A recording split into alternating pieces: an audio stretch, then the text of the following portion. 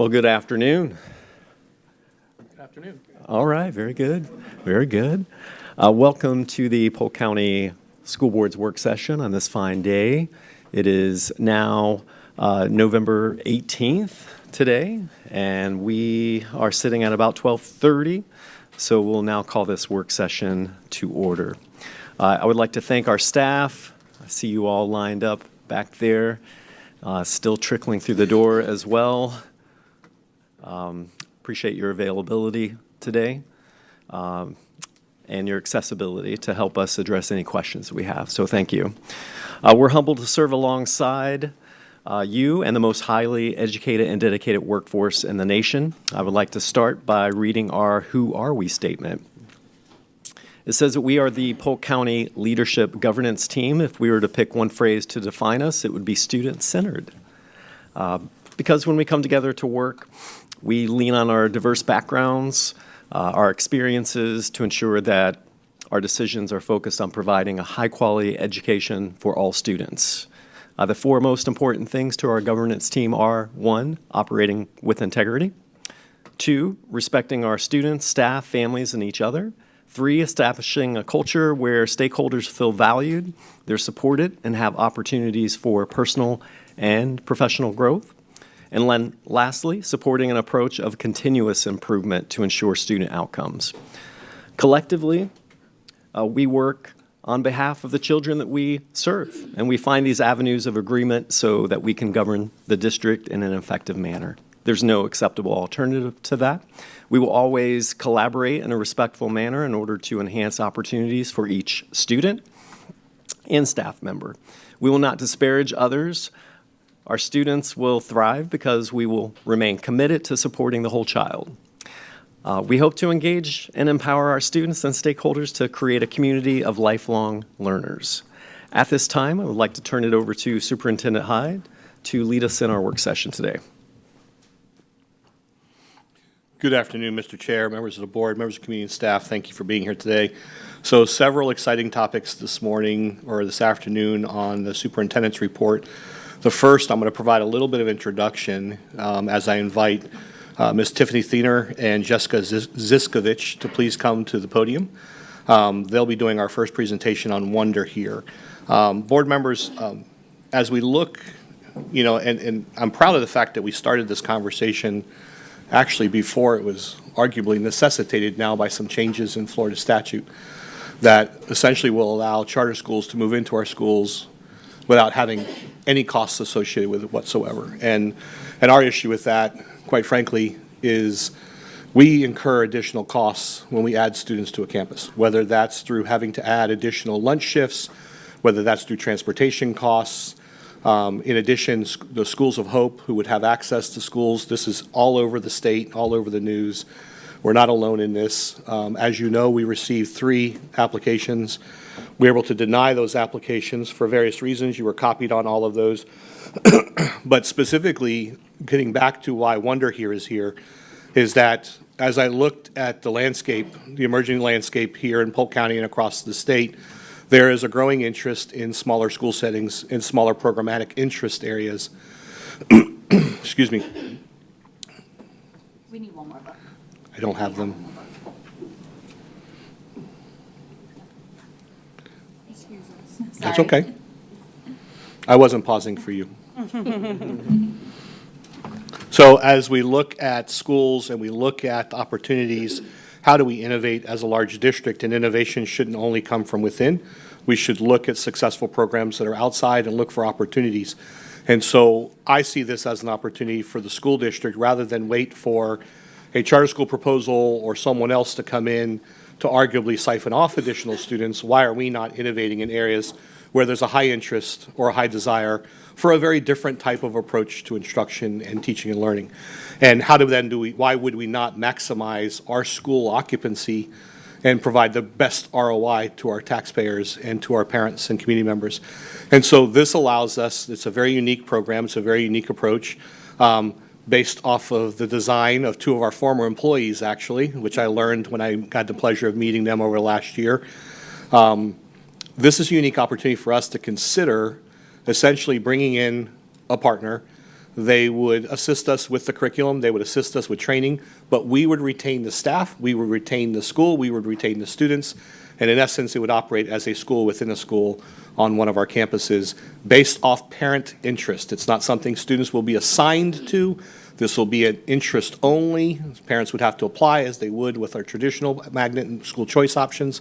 So I see it as an innovative option for us to be more competitive and potentially look at programs like this or other programs in the future that would allow us to be more marketable to our families who are looking for something unique, who are looking for something different than a traditional K-12 education system. So I'm thrilled to have them with us here today. Hopefully, I know I stole a little bit of your thunder, but I need to set the stage for the board and for the community who are watching and for audience members to understand why we're looking at this and how does it benefit our students, how does it benefit the district, how does it benefit parents. I think I covered that fairly well. So I will turn it over to the two of you. Welcome. Thank you so much. Well, we are so excited to stand before you. My name is Tiffany Thenor, and this is my colleague Jessica Zivkovich. We're really excited to share with you about our work at Wonder Here and the potential to collaborate with our local schools. You're going to click for me. Yes. Please. Okay. Fresh out of college, I was fortunate enough to land a teaching degree, a teaching job, at the school where I interned at, Philip O'Brien Elementary. It was there that I learned how to classroom manage, plan to use a curriculum map, and manage to feed 20 kids in 23 minutes. I loved that school. I was very good at my job, and I believe very deeply in the curiosity and creativity of our kids. But teaching within such a rigid system has cost. Mental health, anxiety, and the piling on of tasks that did little to nurture the natural curiosity of our kids. I wondered what we would do if we had the power to do it a little bit differently. So after 8 years of teaching at Philip O'Brien, my dear friend and I quietly left our classroom to try to reimagine school a little bit differently. For the past decade, we have been developing, refining, and dreaming of the day that we would have the opportunity to share our work back in our schools. So we are super excited to do that with you today. In today's conversation, we will walk you through Wonder Here in our project-based learning model. We're going to show you the results that we've had over a decade of doing this work on our little farm in South Lakeland. And we're going to dream with you about what's possible if we decide to do school a little bit differently for a few of our elementary schools. What might learning look like if we strip back the extras and return to the reason we're all here in the first place, for children? With the freedom to innovate, to test, and to learn, our Wonder Here design has drawn from the best of Montessori, Reggio Emilia, and Finland.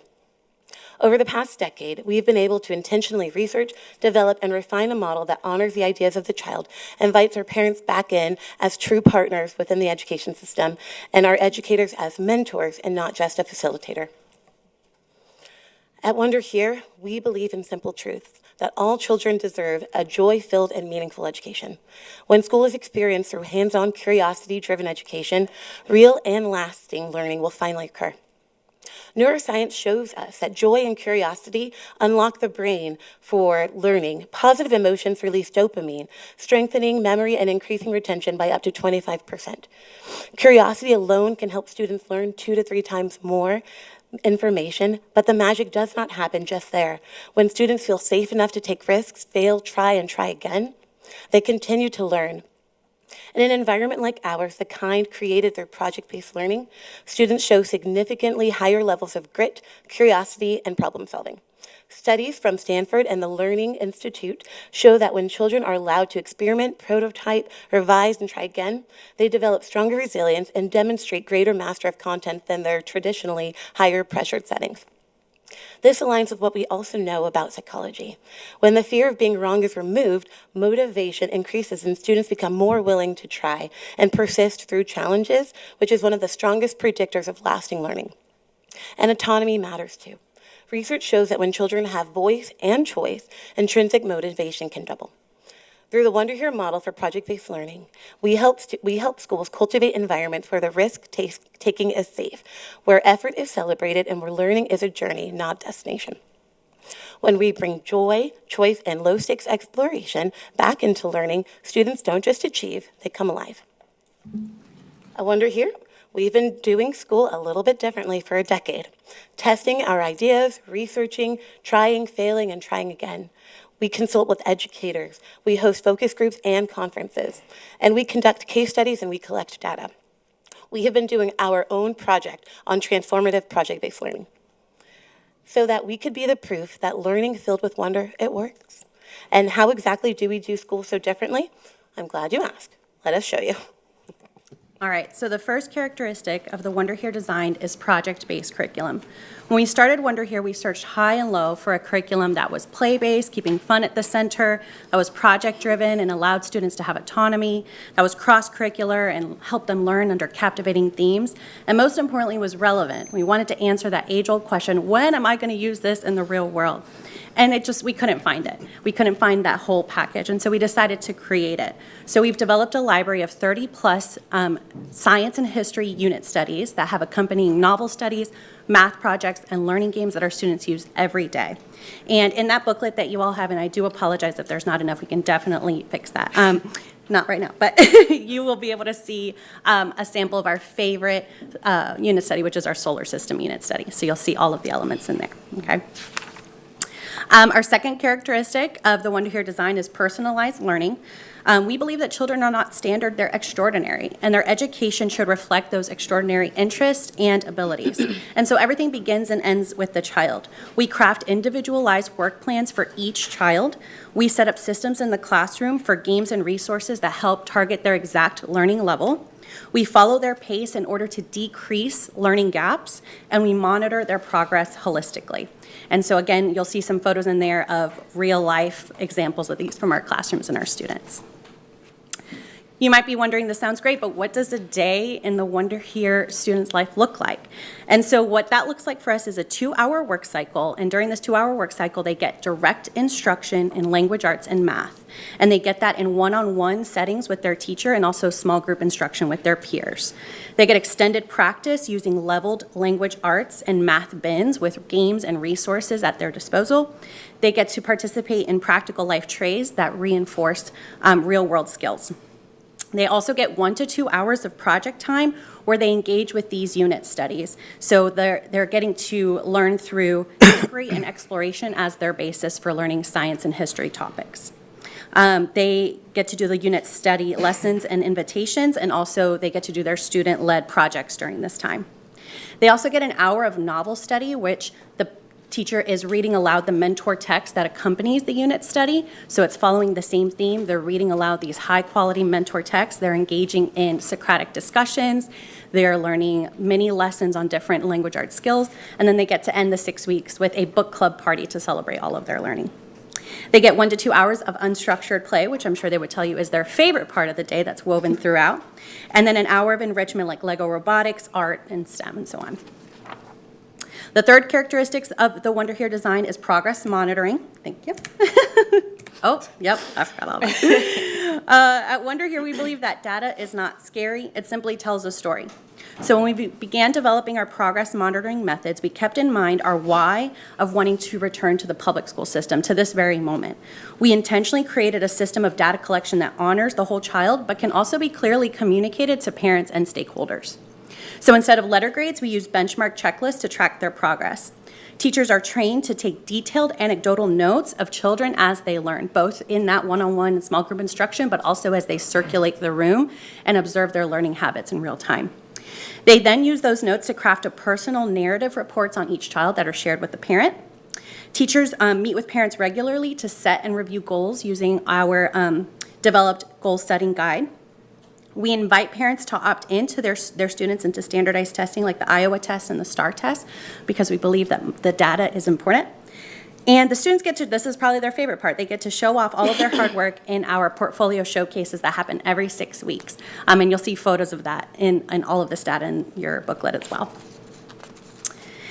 And then you'll see here is just a sampling of our data. This is from one of our primary classes, which is our K-1 grouping.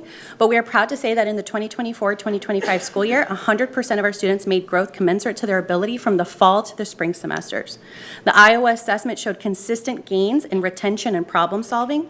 Our case studies that are done in conjunction with a school psychologist showed increased motivation, attendance, and confidence, and decrease in anxiety. And we believe that this data is in alignment with the Polk County School Board's desired outcomes of high student engagement, achievement, and positive behaviors. And the fourth and final characteristic of the Wonder Here design is parent engagement. We believe in prioritizing parent partnership because the parent is the first and most important educator in a child's life. And because of that, we can confidently say that 100% of Wonder Here parents are highly engaged. We have learned that when you create a culture of parent involvement and set a high standard, they will rise to the occasion. We facilitate this through our Parents at Work model, which you'll see a handout in your booklet as well that lays it out. But essentially, we invite them to participate in their child's work cycle. So about 4 times a year, they come and they are a part of the class and they see what their child is doing and see their learning in action. They come and participate in work days to help beautify our campus or do any sort of activities that are necessary to keep everyone's buy-in. And they are invited to come to workshops, which are educational, inspirational presentations that our teachers and our staff put on to keep everyone remembering why we do this kind of learning. And of course, events like portfolio nights, field trips, and parent book clubs help keep the fun. We believe that parents are integral to their child's success, and it really does pay off. And you'll notice there in your booklet as well, there are a couple of pages of just parent testimonials and just their perspective of this. So. I think Albert says it here best. It is in fact nothing short of a miracle that the modern methods of instruction have not yet entirely strangled the holy curiosity of inquiry. At Wonder Here, we have been inspired by today's schools to relax the grip and let our kids breathe. Let our teachers breathe in wonder, and maybe even let our children lead. We are proposing the opportunity to bring our work back into the very halls where Wonder Here was first imagined, at Philip O'Brien.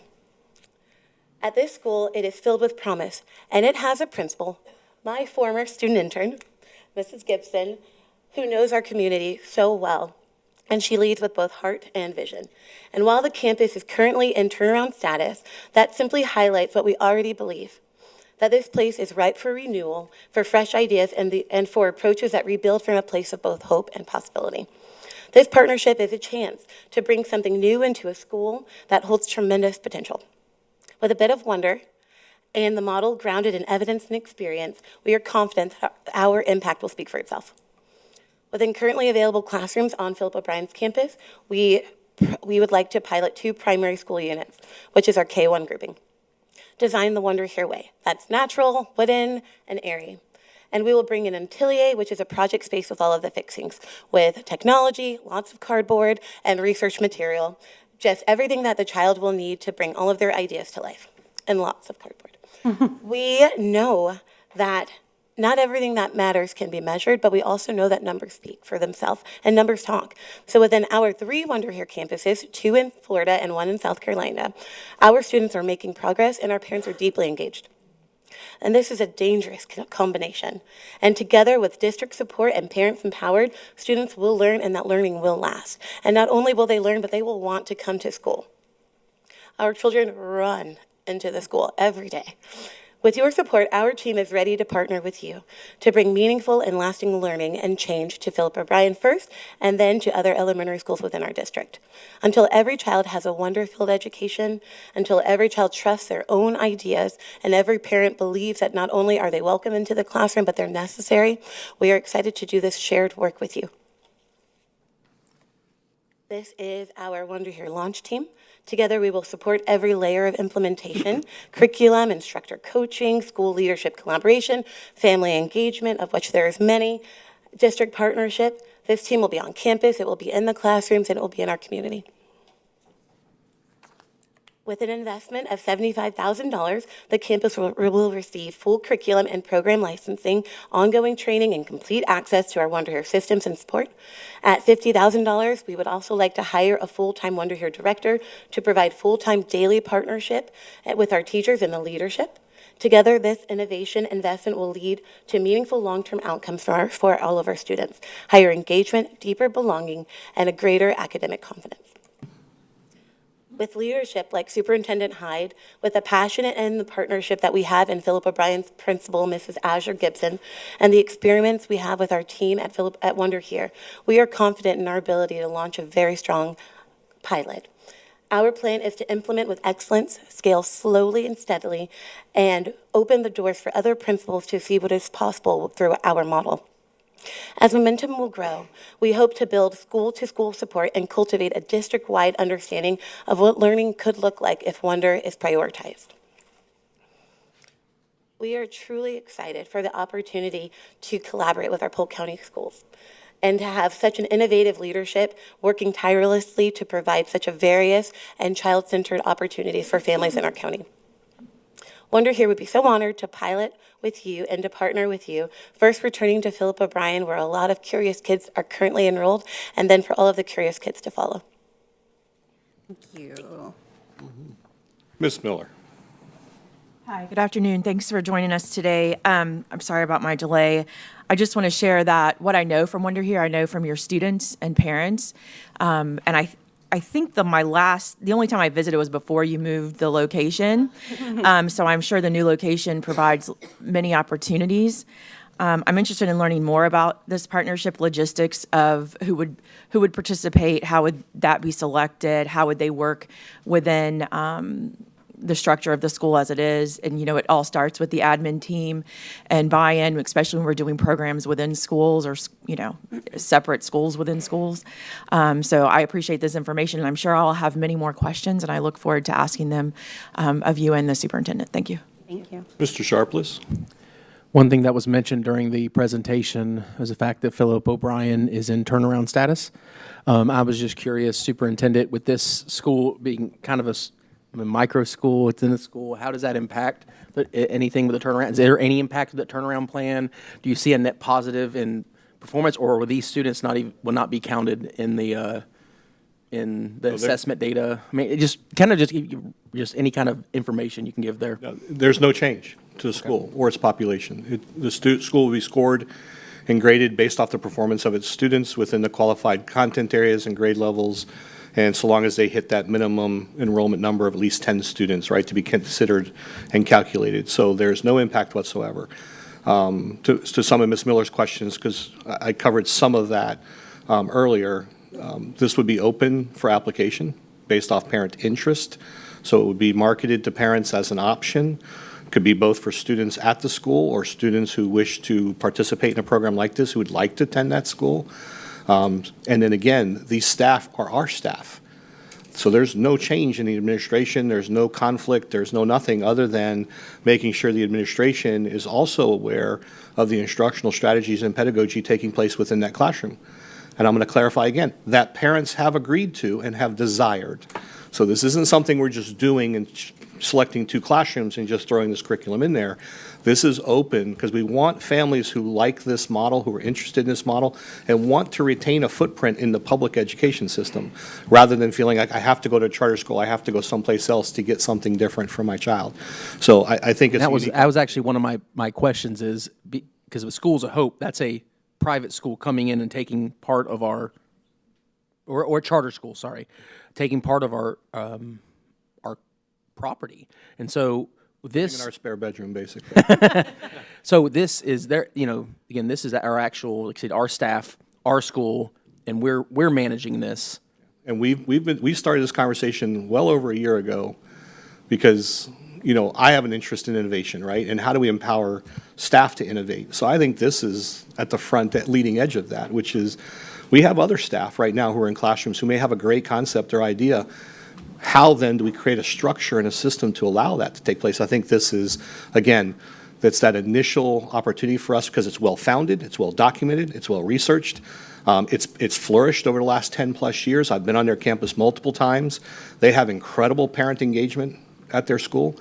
And again, it's parent choice, and we keep saying that. So if the state values parent choice and we value parent choice, why not create opportunities that we currently don't offer and make that part of our program option for families to choose to participate in? So then would this be us using capacity that we might not, it might have been under capacity, where we're actually filling capacity at the school? Because that's one thing that the charter schools were targeting, where we might not have been at capacity at those schools. Is this a way for us to fight against that, basically is my way to say So it. the answer is potentially, and I'm sorry to give you a mixed answer like that, but it really is going to depend on how many students or families at the current school, Philip O'Brien, may desire to participate in this in those early grade levels.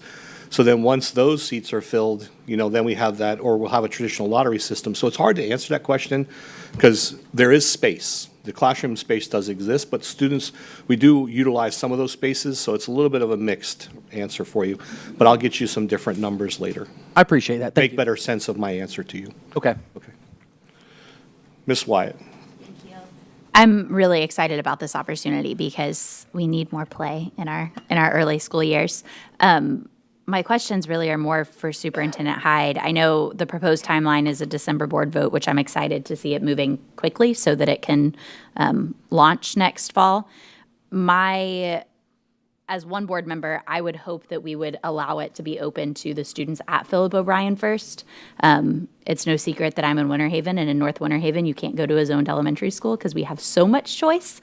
But I want to make sure that the kids that live in that neighborhood have that we don't ever get to a situation where they don't have the opportunity to go to the school in their backyard that has an incredible program because it's filled by all of these kids from South Lakeland or Mulberry or other places throughout the county that parents are engaged and are willing to drive them there.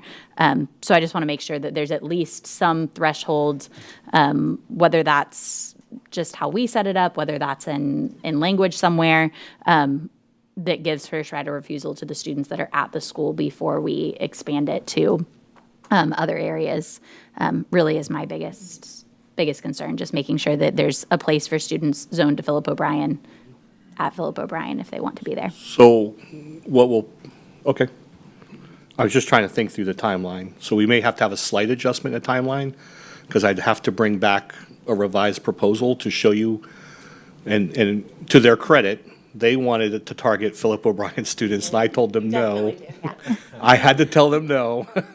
And I said, however, we could do a 50-50 potentially, where 50% of the enrollment is reserved for Philip O'Brien, 50% becomes choice. Because again, I want to make sure we have enough parents who are truly interested and are going to invest, because this is not just about the school and the staff delivering the program. This requires a high level of parental engagement and involvement and to be successful. So I just wanted to make sure we had that and that we were honoring our current magnet process, but very happy to create a process or a system that would, I'll provide two options to the board prior to a board vote, bring it back to you and see where we're at. And if we have to modify from there, we can, the timeline slightly for 2 more weeks, we'll make that adjustment. Thank you. And just for what it's worth, I don't know that while our current magnet process is great for what our magnet schools currently are, I don't know what our magnet schools currently are is the best process, where when you have schools that kids can't go to because there's no school in their neighborhood or near their neighborhood that they can get into, I don't know that that's the best process to be shipping kids across the county to go to their zone school. So it may be a model for other areas as well. Yes, ma'am. They're smiling because they're getting what Ms. Fields. Thank you, Superintendent Hyde. We had a conversation before the meeting. I have very little knowledge about Wonder here, so I would love to have an opportunity to schedule a visit. And, ma'am? Field trip for everyone. Yes. Okay, that'd be fine. Make sure that we're within sunshine. Yes. Okay. Oh, yes, just kidding. I think my thoughts are similar to Ms. Wyatt, wanting to make sure about the selection process. And then my other question is, if children are going to be transported in, will the parents have to do their own transportation? And then the last piece is making clear I'm understanding the $75 is basically for licensing Wonder Here curriculum, and then the $50,000 is for on-site director. Yes, ma'am. With the addition of that, the 75 would include the training for the staff and the support for the staff consistently throughout the year. When we first met and I threw this idea out to them, they were very excited. But I said, I don't want to just license your curriculum. The pedagogy around this is really important. So they will actually be involved. So while this will be our employees, it's important for them to be involved in the hiring process as well, so that we're hiring the right people to fill this role. And so there's ongoing training, support, and coaching from that individual, but that's also part of the $75,000 for the licensing. Yes, ma'am. You're welcome. Ms. Miller. Apologize, I have 2 follow-up. when we started talking about how the students will be selected, I want to bring back the conversation I have with magnet schools when we do that we do, and we did try at Garner to target the students that were already there. But this is when it comes to part of having social workers and other people go into the community, we still did not get the majority of that community as much as we tried. And so I understand the parents that want this program that will be involved, especially with the commitment of having to be hands-on with some of this. But I would like, when we start planning the day-to-day and how this will work, that we do target how we will reach the students who do not have that kind of support at home, because those are the students that we're going to miss. And the second piece is these learning environments have shown best practice for kids of different learning styles. So I want to be very clear that this opportunity will be open to all learners, and that it will not be like some of, we've done in the past, which we've made improvements in, but we're not going to limit kids who may need support or may need a different style of learning not able to access this program. I appreciate what you do. I know lots of little people there. I've watched you grow, and so thank you for me. I heard the meeting was happening, but I did not stick my nose into it as I usually would do, because I knew you guys could really share and sell what you do on your own and with your data. So thank you. We're really grateful for that. Thank you. Mr. Keys. All right. Thank you for your presentation. I kind of looked into some of this beforehand and very excited about another choice for our students and our parents as well. So I'm very much an advocate of that, especially from the fact that we present it as a way of we're attracting students back into the system that may have left the public schools for something else. I think that's valuable. I also think parental engagement is one of those things we suffer with all the time, and this program having to have a high level of parental engagement is encouraging to me. I think some of my questions are to the students targeted, and we're looking at Philip O'Brien, and I want to be able to, after the fact, crunch the data, right? Are we identifying students who have maybe not met the metric they would want to, and give access to those students first, right? So we can accurately track progress and see improvements. I wouldn't necessarily think, and I'm not saying that not all students are worthy of that, but those students that are high achieving students, right? They're obviously achieving at a higher level. Any kind of curriculum deviation may not benefit them in that particular circumstance. So I think about it that fact. And then this is where I come into my role, is I think about the money part of it. So I'm curious as far as the $75,000 a year, which I think these are very small numbers in the scope of $2.5 billion. I think about, where does this money come from? And I'm not a fan of adding programs without eliminating some programs, right? So look at some of those are ineffective. And then I'm even thinking more creative, is that as we hopefully see this program achieve and have successes, how does that relate to site-based budgeting, right? And saying, if this particular administrator wants us on their campus, find room for it, right? As far as that $50,000 on-site director annually, right? And if we can take somebody who's already on staff there and kind of flip that, I want to be creative with that. I think so. Those are, that's my only concern with it, because in a nature of we're trying to find money and do other things, right? I want to see that make sure those programs that may not be successful, and we can see that you actually track the data that you have success, how we can, find a place for it without adding to. So those are my comments. Couple things, and you mentioned part of it, which is if we're getting families to come back to PCPS, part of that revenue is coming back in the return of FTE, right? Right. Not all of it, but part of it. In addition to which, you mentioned the site-based budgeting, and especially the site coordinator. Now, in our discussions, not every school is going to have a site coordinator. Right. So as we grow, we'll reach a breaking point, much like we do with junior achievement, as to when do you reach a certain threshold where you need to add additional staff to provide those supports. And I'm going to leave it at that, because I don't want to stymie innovation, but I do think that we have to put some bumper rails up to make sure that, and we have had a history of this, and this is not a negative comment the way it's going to seem, but it's a thoughtful comment. When we allow a current administration to get excited about something and adopt a program, and then that person retires or gets promoted or moves on, we have to then be very intentional about whoever goes into that school needs to have that same passion for that same program. Because otherwise, and we have seen this happen repeatedly, and it's not a systemic issue in Polk County alone. This happens everywhere. The next leader comes in, has their own idea or their own passion points, and guess what? The one that was there before starts to diminish slowly over time or even overnight, and then we're moving in a different direction, and all that investment is now gone.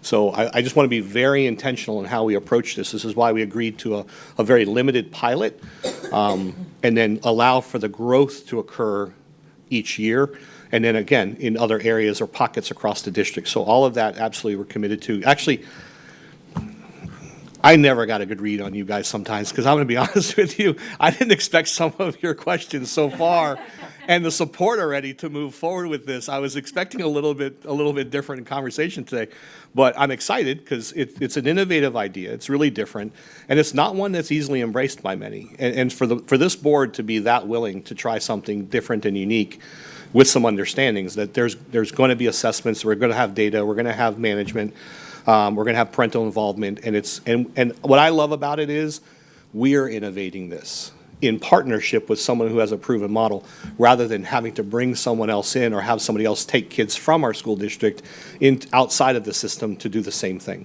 Why not innovate and allow that to happen within our own district? So that's what excites me about this, because this won't be the only idea that comes before you. If this is successful, I promise you that we will have, and I'll present I'll map the whole thing out for the board, and I'll probably do it then earlier rather than later. But we've been playing with this idea of how do we start to create smaller, unique opportunities in our schools, maximize our enrollments, bring families back, attractor programs that really are outside of what we currently do. We do a lot. We have great academies, we have great magnet schools, we have all those things, but still families are looking for something else. And so I think this is an opportunity for us to essentially create and stimulate innovation amongst our staff. And so if you think about it, my vision, as grandiose as it sounds, is why aren't we holding an innovation fair once a year and having teachers come forward with ideas like this and saying, hey, I'd like to try this. And so long as certain conditions and criteria can be met, why aren't we allowing things like that to happen? We talk all the time about giving autonomy back to our staff. You know, it's a high-stakes assessment area, and we've got to be comfortable walking that fine line between accountability and innovation and doing the right thing sometimes. Or I shouldn't say doing the right thing. I should say doing something different and better and unique for our kids.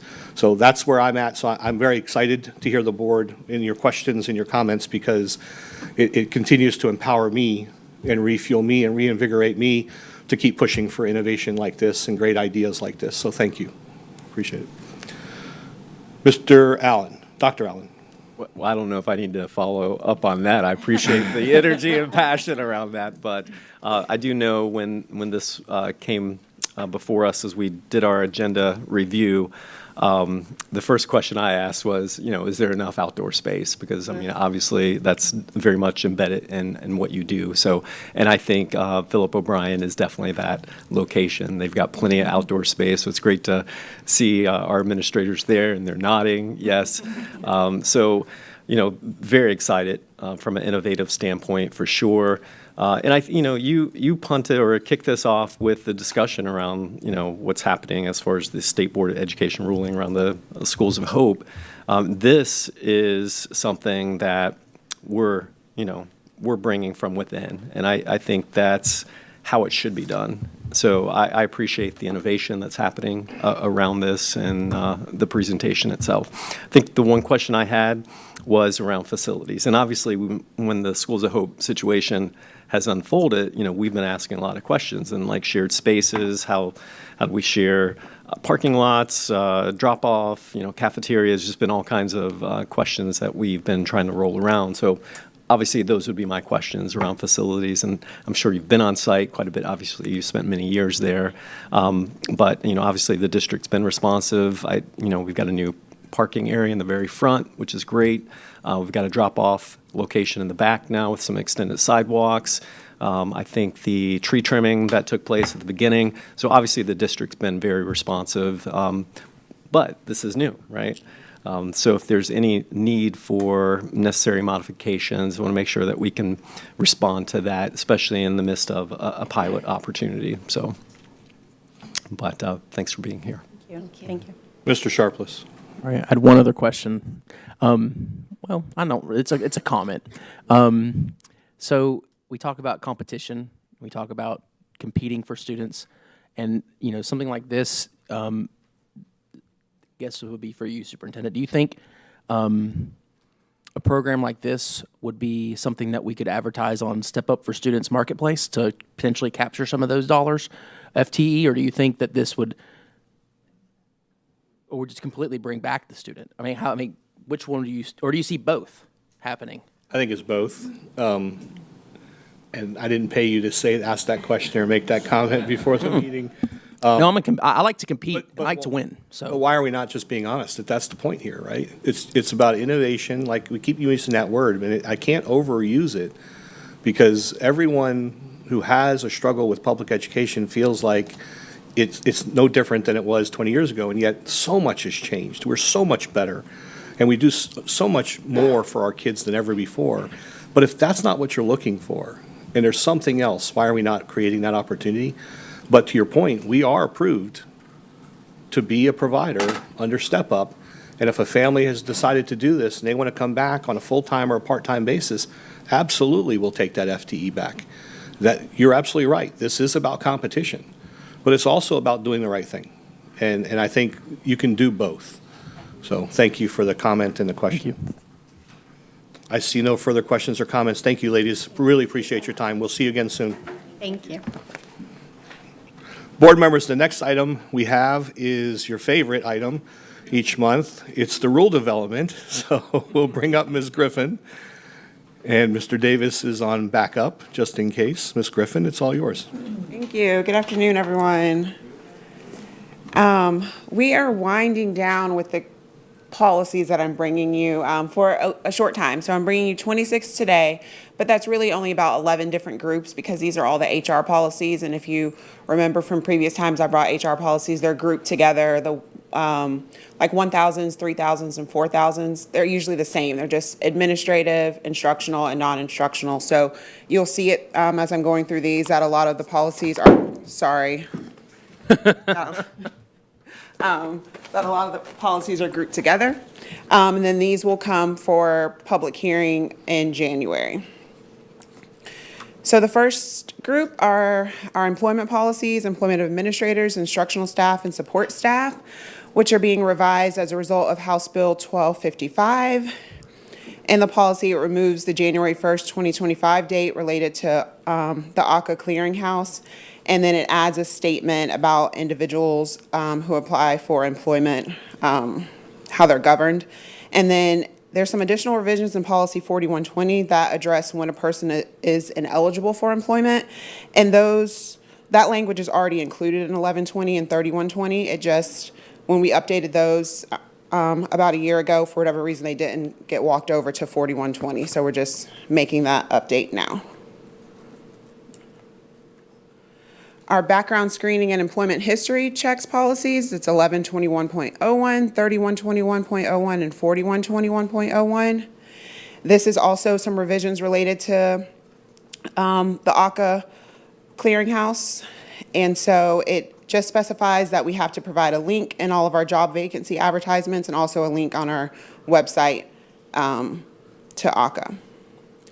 And then our drug-free workplace policies are being updated so what's happening with this is we are rescinding our current policy for drug-free workplace and adopting a totally new policy. And this is just, Florida statute says that this is just a more like in-depth policy, that there could be some benefits to discounts for worker compensation. I did speak with Linda King, and she says that we're already receiving that discount, but it's never a bad idea to beef up your policies, especially those around a drug-free workplace. So that's what's going on with those three policies. Our conflict of interest policies are being updated based off of the Office of Management and Budget's revisions to the Uniform Grant Guidance Regulations. And I brought several policies to you earlier, I think in September, that were all updated based on the same guidance. And so it's just to improve federal financial assistance management, transparency, and oversight. And there's some optional language that's added in there where we define nominal value of a gift that may be accepted by an employee, and staff recommends using the $100 threshold because that aligns with the Florida ethics law. Our educator misconduct policies are being updated to incorporate Senate Bill 1374, which requires that instructional personnel, administrative personnel self-report any felony or misdemeanor listed in the statute within 48 hours. And then additional provision has been added to 3139 that, school boards adopt a policy that temporarily removes instructional personnel from the classroom within 24 hours after that notification. So that's only in policy 3139 because that's our instructional version of this policy. Hold for 1 second, Ms. Griffin. Miller? Mine could have waited to the end, Ms. Griffin, but thank you. I just want to say that I appreciate the summary as I went through these. It was very helpful. I could tell exactly what was changing. And also, this makes it available for me to print. And I still print things because Gen X. I do too. And so this makes it easy for me to print and keep for the 6-month and annual review of what we did change. I know most of this was legislative changes, and I know that you will alert us to what's legislative and what's just a review, but I think this format is very helpful. Thank you. Proceed, Ms. Griffin. Okay. Our standards of ethical conduct policies incorporate provisions from Senate Bill 348 regarding stolen valor. And there's some additional revisions in there regarding self-reporting. And then our student supervision and welfare policy, it's just updated. We did a similar policy not too long ago where we're just changing Twitter to X. It's not based on any change in the law. Pause, Ms. Griffin. Mr. Sharpless? Yes, so the three policies, student supervision and welfare, obviously there's three different areas. All three policies, and it lists out, you changed, X now instead of Twitter. Just a suggestion, and I'm just pick one of them. I think I'm on 1213. Okay. But under that area, it says it's not recommended that staff members engage with students in personal, non-educational, social media and online networking sites such as Facebook. Then that's where you change to X. Could we just not put a period after media to where we don't have listing Facebook, X, Twitter, Instagram, Snapchat, all those? So that way, every time a name changes, we don't have to go back and revise the policy. Because I think Just don't list examples. our new platform gets added. So if we just say in non-educational, social media, and online networking media, I think that covers it all. And I would do that for all three of those policies. It's just a recommendation. Yeah, if that's general consensus, we can just make that change instead of changing it to X. I'll just X out that end of that sentence on all three policies, and maybe that'll be less changes we have to bring Yes, ma'am. forward. That's all. Okay. Thank you. Proceed, Ms. Griffin. Okay. Our professional learning and development policies amended based on House Bill 875, which is the School Community Professional Learning Act. And it's just related to different criteria for professional learning activities. It changes the name of, it was listed as State's Educational Leadership Standard, and now it's the Florida Educational Leadership Standards. And then this act also focused on professional learning and activities for instructional personnel and school administrators. So that's why you'll see a slight difference in 1242 and 3242 compared to 4242, because 4242 does not include administrators or instructional staff.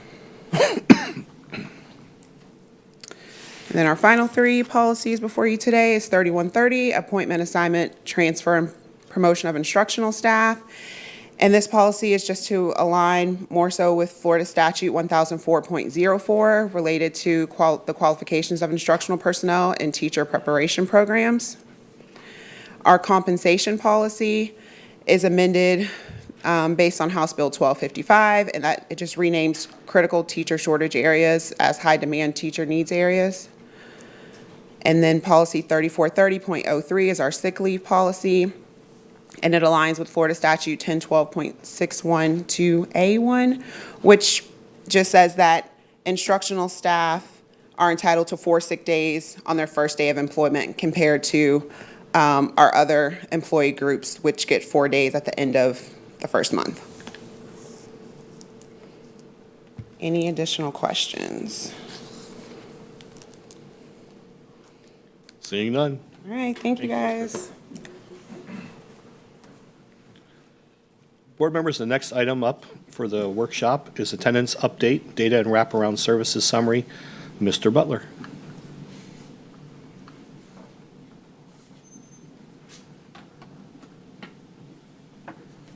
Good afternoon. As you know, Specialized Student Services has many different departments within the department, so I want to be able to turn this over to the Assistant Director of Attendance so he can go over the full review of the wraparound services that we currently have in place. Mr. Rawson? Good afternoon. Good afternoon.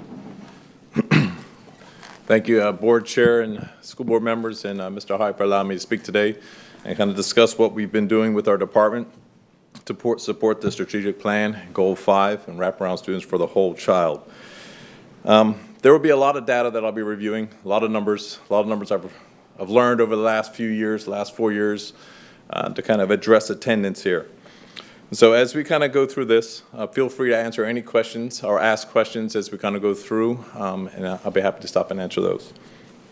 So who are we? We're Community Outreach Department. As of right now, there's 14 outreach facilitators. We started with 8, including myself. That was roughly around 20 to 25 schools per facilitator. As of right now, we have 6 bilingual people on staff. I have a call center person in the office who's also bilingual. Each one of those facilitators is stationed throughout the district. So currently we have 14 facilitators. So they're strategically placed throughout the district to make sure they are supporting the students and families in their needs. And so as of right now, they have 10 to 12 students, 10 to 12 schools apiece. So now we're able to kind of get more involved with the specific needs of our families. So how are we leveraging our outreach facilitators?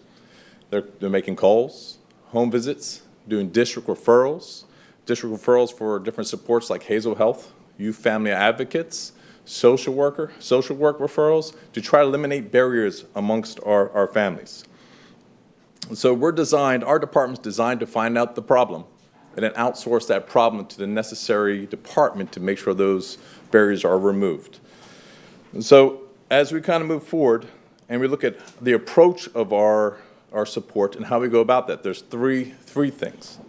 So when I started this with my department, I said we have 3 different ways to go about this. 1, community outreach, attendance, and then truancy. So I'll start with attendance.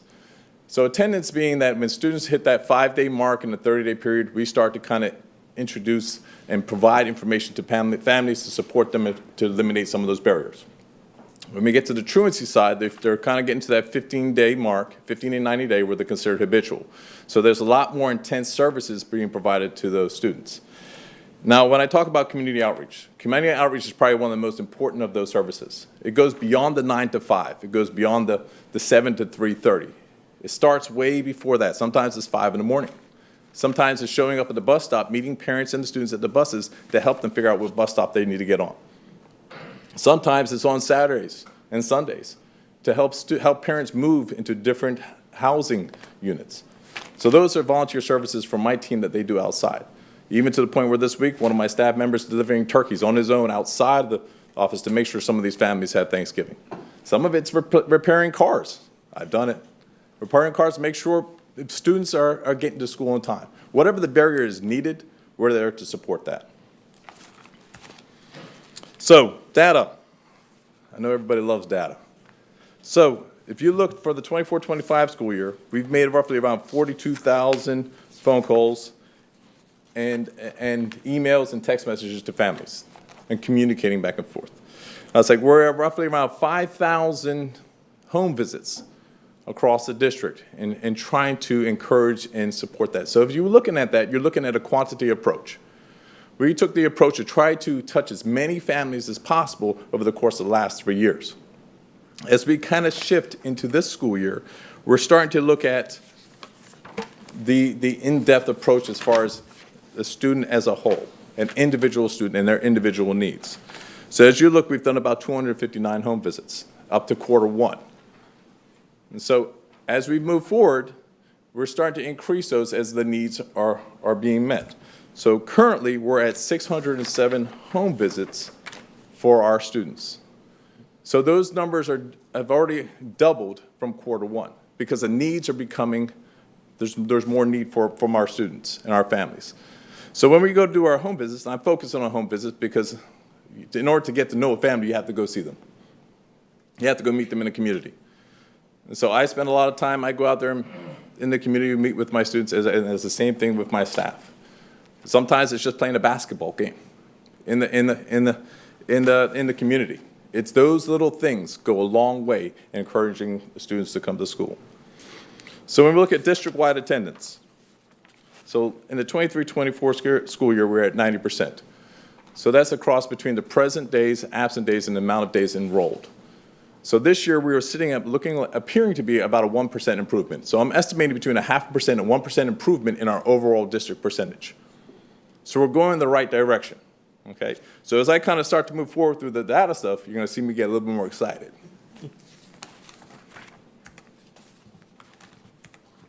So school improvement. Last year, we had 80 schools improve their attendance. The 74% of our schools that are out of our 116 schools, non-charter, that improved their attendance. We're going the right direction. End of year absence counts.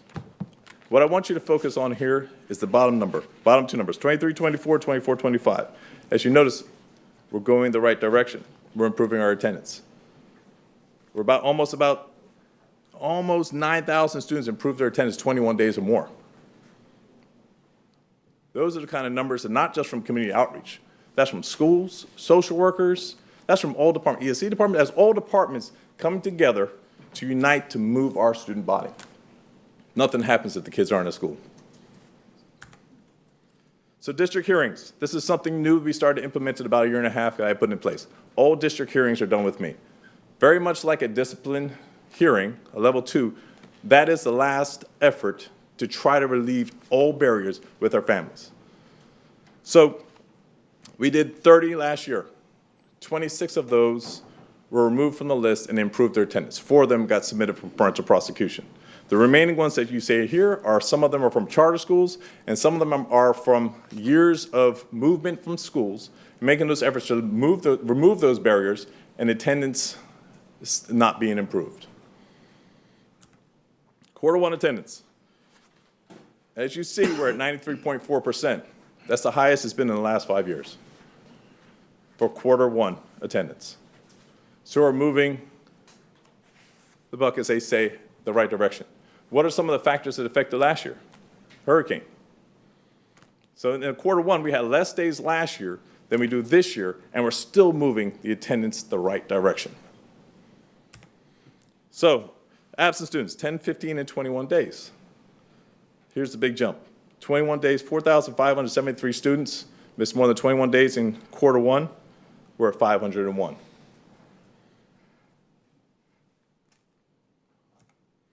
Absences by race. As I said earlier, our facilitators are placed strategically throughout the district based upon the needs, including having a bilingual person in my office to help coordinate it. I'm a firm believer that language is not a barrier. This is 2025, 2026. I can speak Chinese if I have to. If my sunglasses can speak it and I can hear it, I can speak it too. And that's something I preach to my staff and I preach to anybody I come across. Language is not a barrier. By gender. So as you see, everything is pretty much in line with males and females. It doesn't change based upon the numbers. No drastic change, maybe 100 or 200 students. So we're again, the focus becomes more on the race to determine what sort of supports we need in our district. Parent reasons for absences. So based on my communication log that we put into place, we rolled it out last year. And I'm very proud of this. And so the communication log is designed to capture the reasons from parents providing us information. As opposed to using a survey, we're using our staff. We're using school staff to determine what the reasons are parents are saying that they're not coming to school. So as they collect that information, we put it into focus. It's a very simple way of inputting in it, and then that information collected into another report. So how does that help us? So when we look at a school, for example, and they have a high level of documented homelessness, we can now look into not just for the school, but in for that community area to address those concerns, if that's a specific need. Again, if we see sick and we're getting that communication, we are pushing out Hearth. So recently, my department received the opportunity to now do referrals on behalf of parents. So we've been, part of the common language is offering Hazel Health every time we have a conversation with a parent. Now, if they act upon it or not, that's up to the parent, but we're offering that as well as other services. Now, we can offer the service, and if the parent says, yes, I would like that, we can do that on behalf of the parent. So when that's documented in the system, just like in here you see sick, there will be another document in there that will show that how many referrals are going towards specific needs. How many did we submit? So when we look at attendance versus the support from Hazel Health, do they align? Is the student's attendance improving based upon providing those services? So kind of backing up here. So when you see a student says student refuses to go to school as a second reason, that's what the parents are informing us. So based upon that, we are now doing a referral based upon youth family advocates. We're doing a social worker referral, and we're also possibly doing a Hazel Health referral. We're giving them everything they possibly can use to not use it as an excuse and have them come to school. Outreach support over 15 days. So students over 15 days. So we've done roughly around 11,893 different communications with those families. I will tell you, as of November 4th, we had 327 elementary students, K through 5, that were compulsory age that were over 15 days. Every single one of those in October and November, my staff has contacted, reached out, communicated with. We're working on the intervention plans, communicating with the CSD teams, attending those meetings to make sure that those students are getting everything that they need in order to come to school, whatever the barriers are needed. And the barriers are endless, and the needs are endless.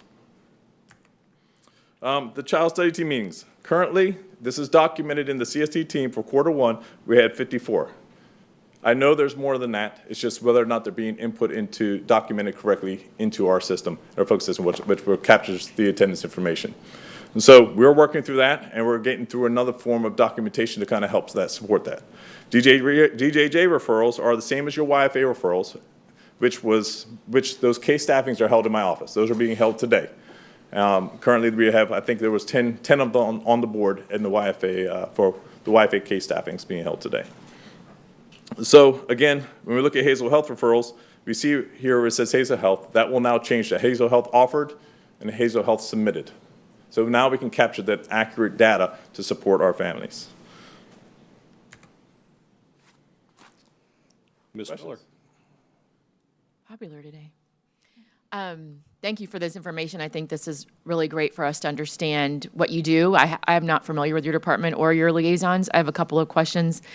Are these people split over the district? Do we have people living in these communities? You have 14 people that work on this. Yes. So when I strategically place them, I looked about where they live, and I try to put them in regions where they live to service those communities. But it's not always the case where that's what our district needs based upon the students.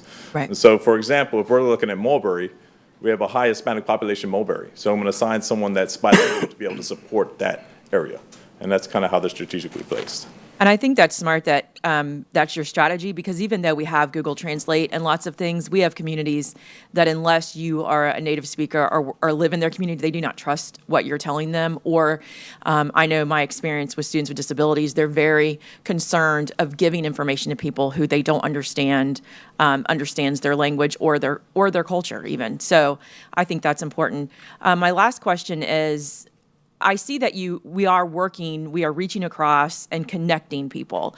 My question is, when you have success and they've gone back to school or you see their attendance goes up, you've connected them with certain services, whether it's social worker, whether it's even the ESE department, which you can connect, but that doesn't mean that, like, when do you close their case? Do you go back and revisit that? How do you assure that their needs have been met and we just don't, hand them off to make sure that we told them about the services? Based upon a lot of the reports that I built and for my staff, they never come off the list. So if we're looking at a student that gets to, say, because of the new policy, we use IQ, right? We get to a student that has a district referral, per se, and they've kind of gone through all the efforts. Once that district referral that actually comes to me, specifically me, I review that case.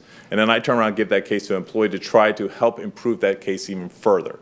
And so that is it's an ongoing process. So part of that process was to help to make sure that we have a piece of accountability there to make sure those kids don't come off. So it ties right back into students that are not enrolled. So when we find a student that's not enrolled, then the expectations as a school or my staff inputs that into the IQ, so then that information is also activated in there. So we can turn around and get those students enrolled. So your staff is not clinical social workers, but No, ma'am. they connect to those teams. Correct, yes. Ms. Fields?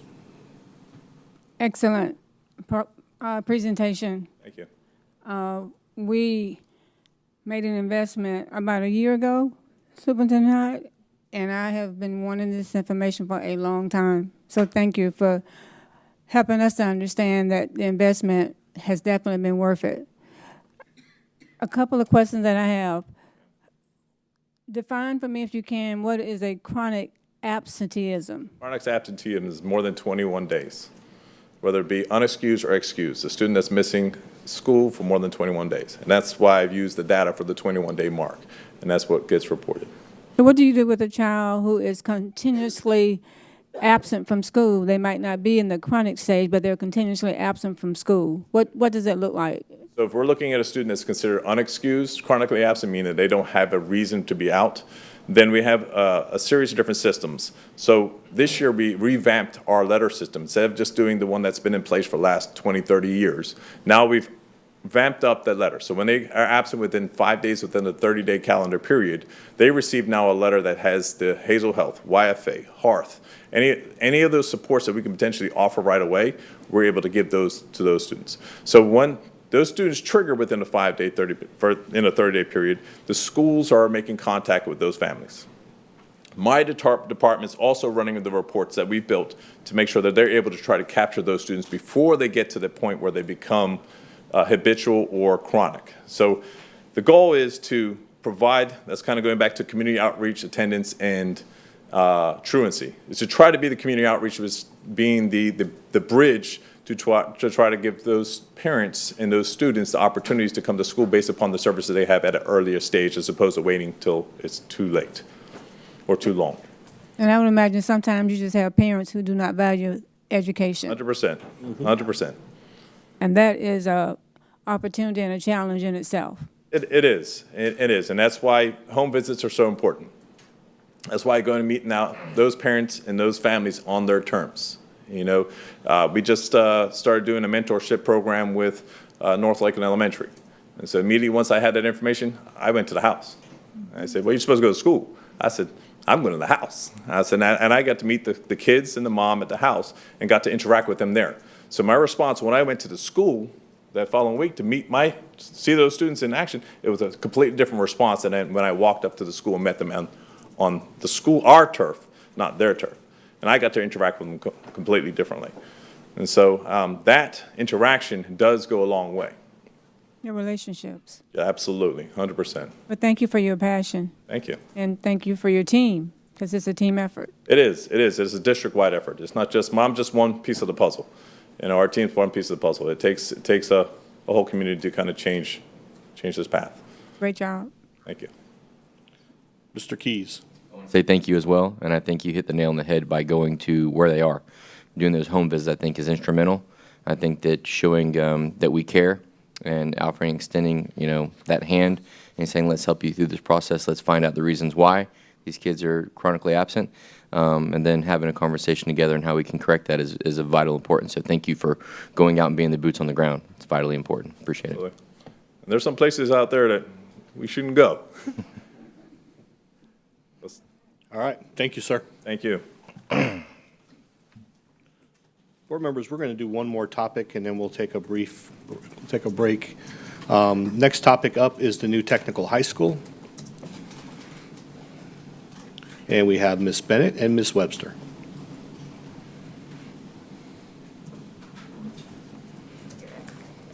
Okay. All right. Good afternoon. It's not morning anymore. We're here to propose the concept of a new type of high school, a technical high school. So what this would look like would be a 9 to 12 school where students focus on a CTE program study starting in the 9th grade and following it through till graduation.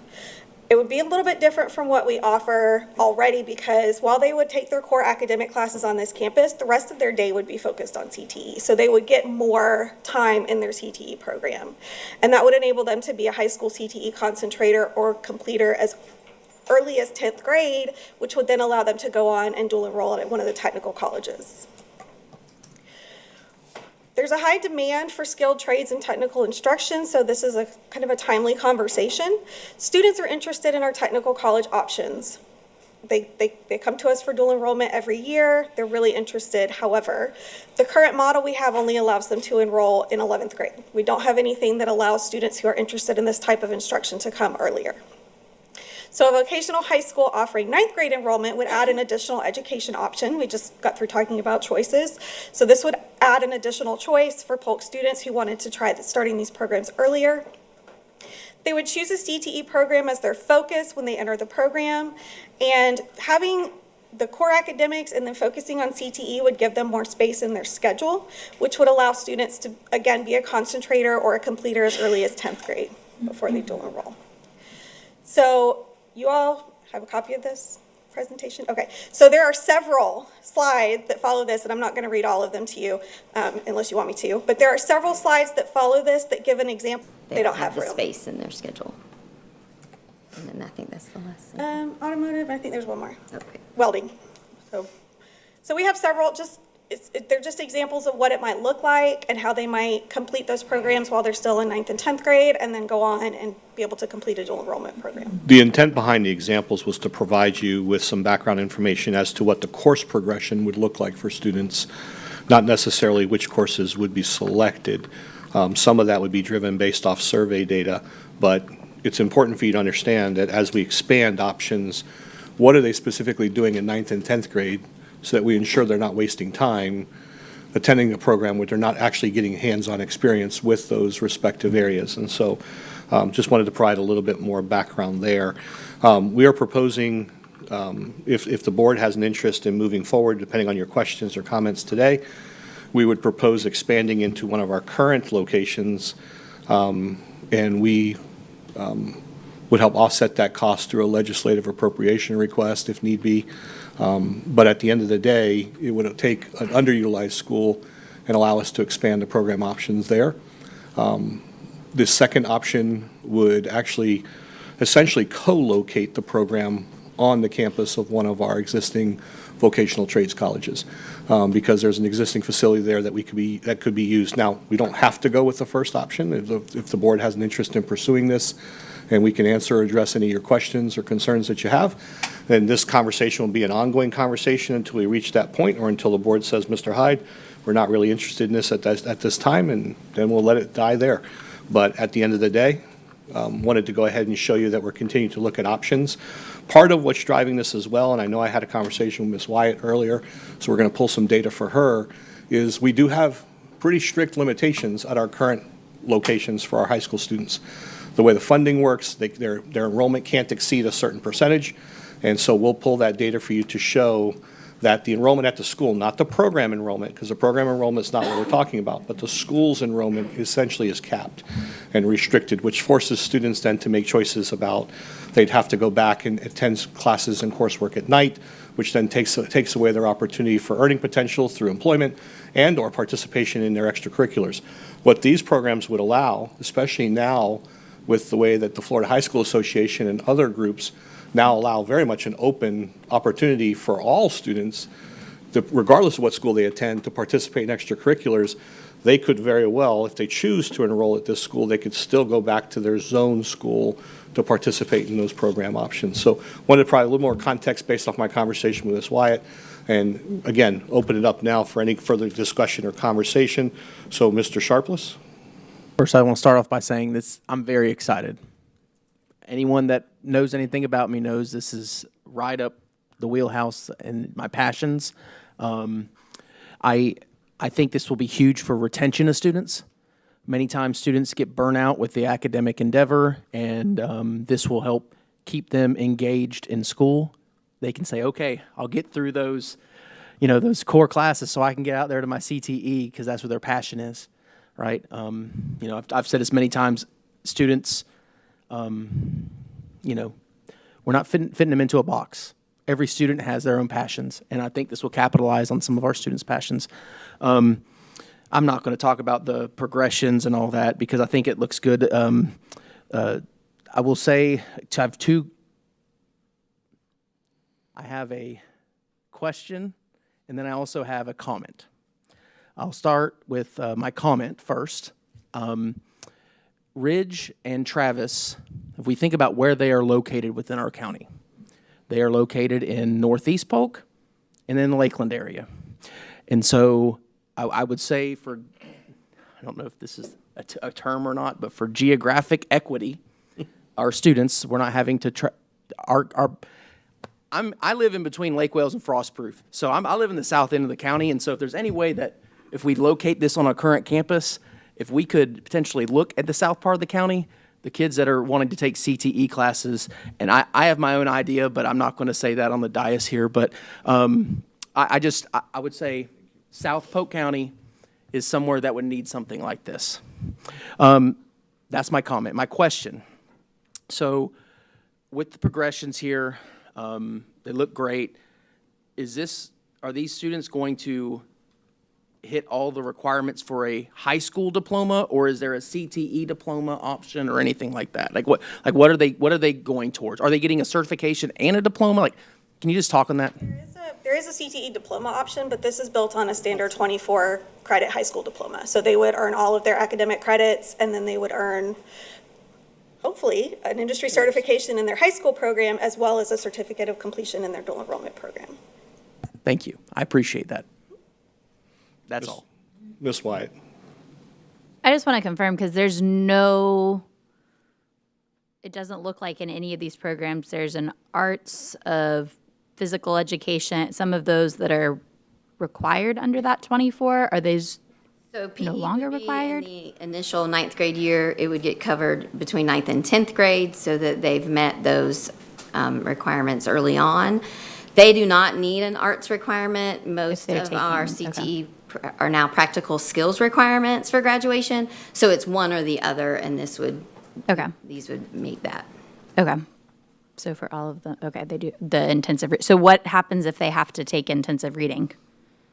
It limits the availability in their schedule. They would not be able to take this because they have to have They might PE. lose one class here or there, or they might lose some hours in their dual enrollment program and have to come back and finish at the end. Do a PE. Okay. We did build it in ninth and 10th grade as an extra elective in case they need intensive reading, but it could easily be built in 11th and 12th grade. We have students at Travis and Ridge that are taking intensive reading. And then they would just have to continue after graduation to get their career certificate at the technical college. Gotcha. They would just roll over similar to how our students do in other dual enrollment areas to Okay. finish. But for the cosmetology, they would not be able to roll over because that has to be done all in high school. And they will get, because isn't cosmetology, they can't get that certification until they're 18? Something in the requirements of the program, they won't allow a dual enrollment program. And I think Okay. it's probably the Board of Cosmetology for the state. But so will they be certified when they graduate? Okay. That seems odd that they can't do it as dual enrollment, but that they can Some of these be certified for high school. Yeah, and thank you, Superintendent Hyde, for chatting with me on this morning. I don't feel like we have enough information in this proposal, partially because we need a lot more data, I think, on what our high school programs at our vocational colleges currently look like. One of those is in my area. When I've gone out in the past to walk through a high school classroom, there's 10 kids in the class. So it's hard for me to believe that with 10 kids in the class, we're meeting the 50% and we have a waiting list for students. So I feel like I need to see more of that data. Also, what happens if they decide they don't want to finish? Do they have, if I think I want to go into cosmetology and I do 2 years of it and realize I hate it, then am I transferring to a different school? I just feel like there's a lot more information needed on this. This proposal's come up before in conversation over the past 10 years at least, and has always ended up being tabled because there really isn't, not that there's not a need for it, there hasn't been a huge desire of students to leave the traditional high school setting to go and essentially do early admissions in a college type setting where you're only taking the classes that you need. I would have trouble supporting this in the current, how it's currently proposed, because I feel like we don't have enough information. And this was at all. very, very early, just kind of a concept idea. So, yeah, I'm not a fan of the concept of taking students out of the traditional high school model. I think there's a lot of things that are gained in high school outside of your traditional, even your CTE classes. I would not be, I would not support it in its current form, but I'm excited to hear more. Ms. Fields? I think it's a great opportunity, choices, options. And I know a young man who's currently in a private school that would love to have this opportunity. It's just immediately comes to my head. I do think we need more information. I know Superintendent Hyde doesn't want to expose the location. I think that would be important for me. And the transportation piece, making sure that wherever it is, there's going to be transportation for kids who otherwise wouldn't be able to get to the school. And then the application process, how would that work as well? But definitely would be interested in learning more. And the cost, quite naturally, is always going to be a factor. So, thank you. Mr. Keys? Well, number one, I like to see that the focus is on first completing that education, that high school education, and getting the diploma as part of it, and seeing those carve-outs for intensive reading, I think, is important for the potential for using that. I think number two, I think in marketing, you have to catch these students early on. We talk about a traditional high school setting. You have to get these students that are in ninth grade, they're looking career-minded, so catching them and start advertising in 7th and 8th grade. But I think it's an enormous opportunity. I love choice. We talk all the time about how successful our CTE programs are, and I think this is an enhancement to that, to kind of get it on a path going that way is good. One of my, and then another comment I have is, I think it's a great idea to potentially use or utilize some of our existing technical colleges like Ridge and Travis, because in some of these programs, specifically like at the welding program, to re-outfit a class at a high school we already have is quite cumbersome to do those things, and automotive as well. So that's also important to look at those. But I think finally, one of my comments is going to be how often we look at these programs of study. So, I see on there, and this is something that's very near and dear to me, having some of the licensure that I have, we talk about the high school construction progression. That's going to be not so popular here pretty soon when the market's going down. We know that market is very cyclical, so how do we look at those programs and say, hey, these are things that are probably not going to go away, and we're not putting students through programs that they may be at the end of this program saying, hey, because of the cyclical nature of the economy, construction goes up, construction goes down. That they're saying, hey, I've completed this program, now what are my job options afterwards? I have to, what we don't want, leave the district to find opportunities somewhere else where it's booming. We want to keep those students here. We've invested our talents and resource into them, so let's keep them here. So that would be I guess, really my big concern out of those is we look at programs that we can positively identify, like the first one on the list, LPN progression. The healthcare need is going to be around, I think, and it's going to sustain for quite some time. Also, automotive, unless that new program they're doing flying cars now in Polk. We may need to modify that a little bit. But again, I think I'm beating a dead horse here, but I think looking at those programs and saying, hey, can we sustain these throughout that, I'd hate to start something up in the popularity or the need in the industry for those job positions to go down, and now we can't provide these students with gainful employment afterwards. Ms. Miller? Thank you. I also have a lot of questions, and this probably needs to be another work session item or retreat item. This has been talked about in the past. I think people do it well. Hillsborough County has a tech high school. I would like to see data from some of those. I would like to visit one of those. I have not looked into those programs, knowing that this is something we have talked about. I have great concern.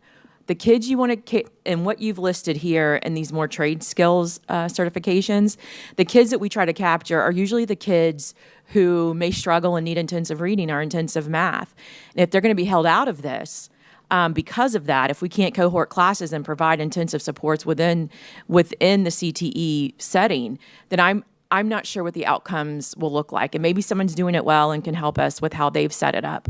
I know in the past we've had very high functioning kids with great academics go through a medical program and never touch medicine. It was just the next highest level thing they could do in high school. So I think this needs to be intentional. We have to look at what it will look like after graduation with this targeted students. We cannot forget that some of this is age-based. I saw, of course, some of the things that we've listed here, but in the past, we've had first responder training and things that were all limited because of age, what that looks like. So I think it's how we set it up. I'm definitely not against something like this. I also have a ninth grader and understand that somebody can start ninth grade with great ideas, but then that change mid-high school, and what do we do then? I think it's putting a lot on a family and a student to say in 8th grade, decide that you want to be in cosmetology or a welder. Not that we want to limit options, but I think that we need to look at data and look at the people who've done this already to make sure that we're making those decisions wisely. As far as location, there have been locations in the past, even putting one of these schools near one of our VOTEC schools so they could have both. I'm interested in what that looks like. Unfortunately, our county is very large, and for people that live in South County, we have programs that they get on a bus a long time to go to, but I think fiscally this would have to go where we see the need. We have a high school that was very tech-based. Roosevelt was always known for what it could do in the construction side, and what can we do already, I guess, is my question. Could we bring these stronger programs into our high schools with underutilized space? So I have lots of questions, Superintendent Hyde, but I'm sure you'll be bringing this to us again, and I hope that we can look at data from other counties that have these programs. Thank you. Dr. Allen? Thank you, Superintendent. Yeah, I definitely want to see more, and I think my fellow board members are asking the right questions as well. I would be curious how the curriculum aligns with our technical colleges in a sense, because I could definitely see them as this is a feeder pattern, as you're mentioning.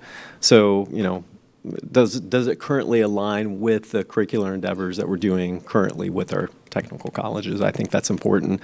And I understand the narrative around students changing their mind. They're starting in ninth grade and so forth. But I mean, that happens all the time. I just went through advising season, probably close to 30 students within my discipline, and students are transferring, to different disciplines all the time. So that's just going to naturally take place. So I'm not afraid of that by initiating at the ninth grade. I think that's going to happen in general. I don't know. I think I wanted to hear more about the appropriation ask, Superintendent, and how that would look on this. I definitely would be in favor of this. I think building infrastructure is important for us. Because, I think Orange County, right, has 5 technical colleges. And if board members, if you have not had a chance to go visit Manatee Technical College, I would highly recommend it. Cream of the crop around the state of Florida. And I think we need more infrastructure around our technical schools. I think they should be a part of our 5-year capital improvement plan, and they're not.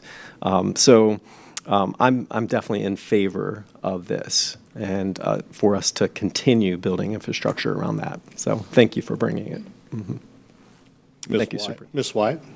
Thank you, and I apologize. I had one more, and my question was, just to add to your list, was looking at our current infrastructure, until we're able to add new infrastructure, are there opportunities for some of our high schools that are located close to our technical colleges to be able to share some of those spaces? So similar to how our aerospace programs are, obviously we didn't build an airport at Winter Haven High School when we added aerospace. Is there an opportunity for a Haines City or a school close to Ridge to be able to use use a construction program that can then go to Ridge for 2 periods a day or whatever it is to use the automotive academy or to use their facilities, would be my other question, without increasing the enrollment at the technical college. Yeah, I mean, and I can answer some of the questions that have been asked here today, but we'll go ahead and make sure you get a more formal response to several of them. But, you know, you mentioned just now, Ms. Wyatt, that could we look at high schools and their available space? And the answer is we can. But we don't have unlimited capital funds, nor is there an unlimited, number of qualified people to teach this. So to be able to replicate programs in 5 or 6 locations versus being able to consolidate them in one becomes incredibly difficult and sustainability. But it also doesn't address the question that many of you have raised today, which is, so what happens if the kid changes their mind? So the same question applies there, the same situation applies there. I've transferred away from my zone school to participate in a program, and now I really can't, I don't want to participate in that anymore, essentially because of, by virtue of how we allow magnet and academy participation. They're supposed to go back to their zone school. That doesn't happen all the time. The question was asked, well, what happens if a student needs reading intervention? And if you recall, we spoke about this, and I posed that same question to the board, because we've got a number of students sitting in classrooms in our magnet schools who never get access to the program because we allow level 1 or level 2 readers to apply and get accepted into the program. And so by virtue, unless the parent opts them out of the intervention, they're not able to participate in the program, with the whole basis of that magnet school. So we have that system now, and so it's a much bigger conversation. I'm glad to hear you guys bringing it back to the surface, because we're going to have it again, and I'm encouraged by it, because at the end of the day, it's not about restricting access for students. It's more about what flexibility are you willing to provide, or are you going to provide direction to me on as to how do you want me to address that? Do you want me to lengthen their school day? Do you want me to shorten their class period so we can add an extra period? I mean, there's a lot of solutions that we can put in there. I also shared with you previously, we could tier their interventions based off the severity of their need. So if there's a student, so not all level 1 students are the same, we know that, with literacy and numeracy issues. So you're asking a lot of great questions. The point today, and they wanted to provide a lot more, I asked them specifically not to.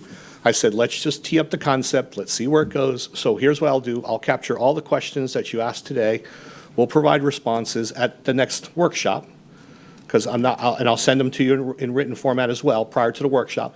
But if you think of anything else between now and the next meeting, I would ask you to just go ahead and shoot that email to me or funnel them through the next chair, so that that person can funnel them to me, because I think it's important for us to keep the conversation going and evolving. So if I can get those questions ahead of the meeting, then it makes it far easier to prepare for that and keep the dialogue moving, rather than, getting questions that could have been asked previously that I could have prepared for and addressed for you. And that's not what happened here today. That's not what I have a bad habit of saying something and having it come across as me somehow being rude, but that's not the case. Stop shaking your head, Ms. Miller.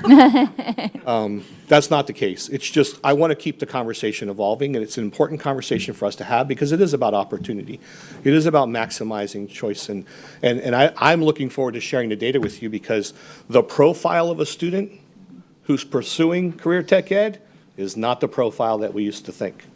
It has changed significantly, because students are looking at this, instead of having to go to college, so those college kids, or kids who potentially could be college ready and want to go there, are now opting to go to the trades, because the return on investment for them and their interests are driving that very differently than ever before.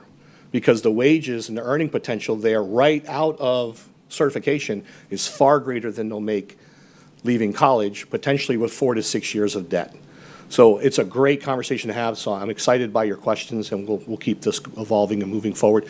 Ms. Bennett and Laura, I will get back with you, because there were several questions about data that they've asked for, so we'll have to pull those numbers for them to be able to show the interest, and then we'll develop the survey to go out to high school students to garner their interest.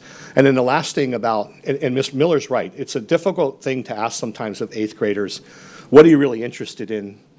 And what are you going to commit to in high school? It's interesting that when I won't speak for you. When I was in high school or in middle school, I wasn't thinking about which high school I had to go to. I went to my zoned high school. There wasn't a lot of school or programmatic choice back then. The biggest decision you had to make is what college you're going to go to, what are you thinking you're going to study. So you were lucky if you got exposed to those topics. But now in middle school, with school links and everything else we're doing, And with junior achievement and BizTown and everything else that we're putting in place, kids will have far more information and exposure to potential career pathways and areas of interest than ever before in Polk County. So it does all funnel into this topic. So it's a great conversation for us to have. Thank you, ladies. And more importantly, thanks for being patient with me, because I know you wanted to do a lot more today, and I told you, please don't. Thank you. All right. Mr. Chair, I'd like to see if you'd like to take a recess. I know that board members probably would like at least 15 minutes. Is that enough time, Ms. Wyatt, Ms. Miller?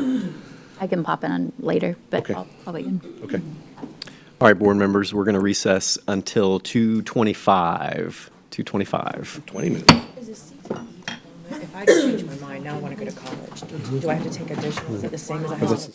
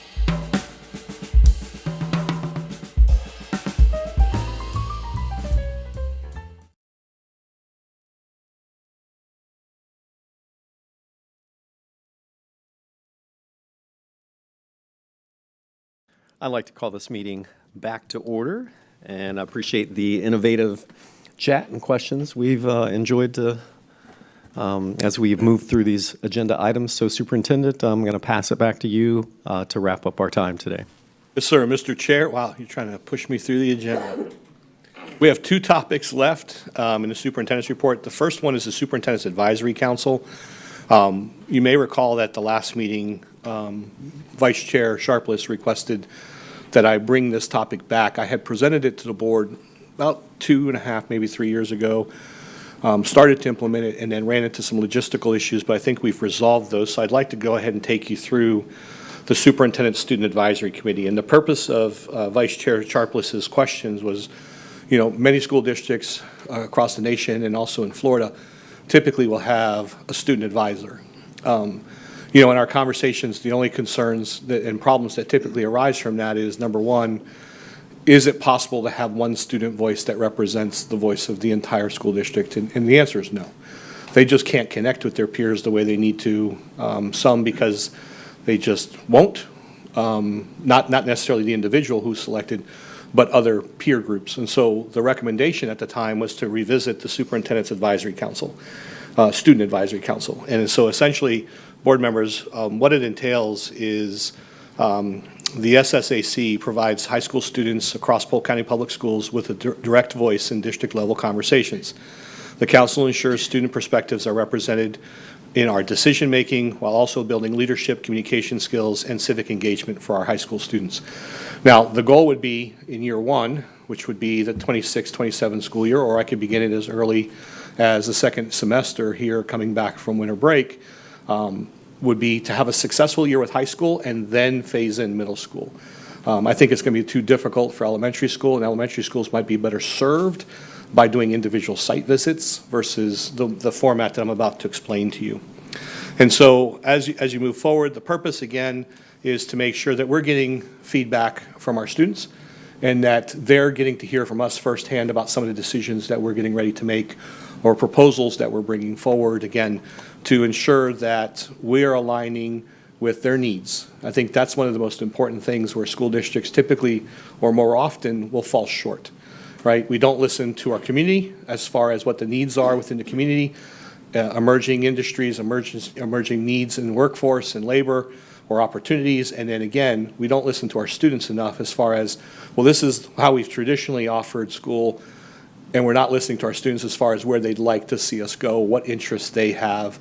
You could look at everything from just 10, 15 years ago as gaming started to kind of build momentum in our schools, and now each school district has a gaming team. They've learned it's gone far beyond that. The analytics behind it, the data, the planning, it's not just about playing games. So there's a lot to that was stimulated based off student interest and needs. And so the other part is, what I really like about it is it gives a voice to every community. And that's really important for us, is to make sure that it's representative of our demographics of our school district and our communities. And so we'll work with schools on the selection process. There are criteria for how students are selected. Again, I just summarize here the membership structure. Would be one representative from each high school, and then in year two, one primary representative from each middle school. There is an alternate required for the high school and middle school, because if that person can't participate because they're either out of school ill, they have another commitment, they may be participating in an extracurricular event, we don't want their voice to be lost from their school, so it will be one primary and one alternate. Their term of service would be 1 year, so long as the student continues to maintain eligibility criteria, because what we don't want to do is continue to allow a student to participate when they really should be reprioritizing their coursework or other needs within the school, or in order to make sure that they maintain trajectory for graduation. A student can be on the committee more than 1 year. They could be on all 4 years at a high school if selected, but the school will have to host and make that decision and recommendation each year. So school principals will select their school's representatives and the alternates using the following minimum criteria. Board members, you've probably noted by now why most people will say we have to have a minimum GPA. I always add what I feel is one of the most important pieces to that it has to be in their core academic areas. I think GPA is great, but I'm more concerned with ensuring that these students have at least a 2.5 GPA in their core areas before we select them to participate in this. They can't have any excessive disciplinary referrals or suspensions. I'm less concerned about the referrals, more concerned about referrals that result in suspensions, especially for specific reasons that they may have been suspended. Obviously, we want to make sure that they do not have chronic absenteeism or truancy issues, and that they're able to communicate effectively, and that they're going to be truly representative of their school. And they'll be given tools that they can actually use to get feedback from their peer groups. As you know, we have plenty of survey tools and availability, so they'll be able to make sure that their voice that they're bringing to the table is not just reflective of their personal interests, but that of the collective group of students or community of students on that campus.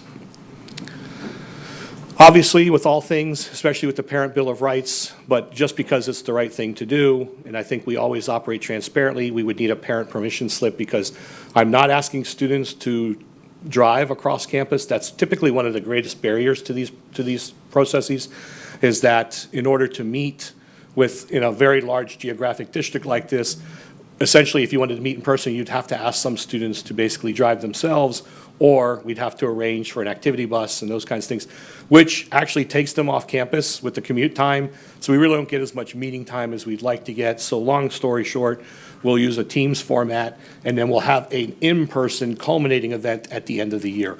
Now, we may increase that to twice a year, do a mid-year and an end of the year, but we'll have to see how it progresses. Obviously, board members, you'll be invited to that end of the year event.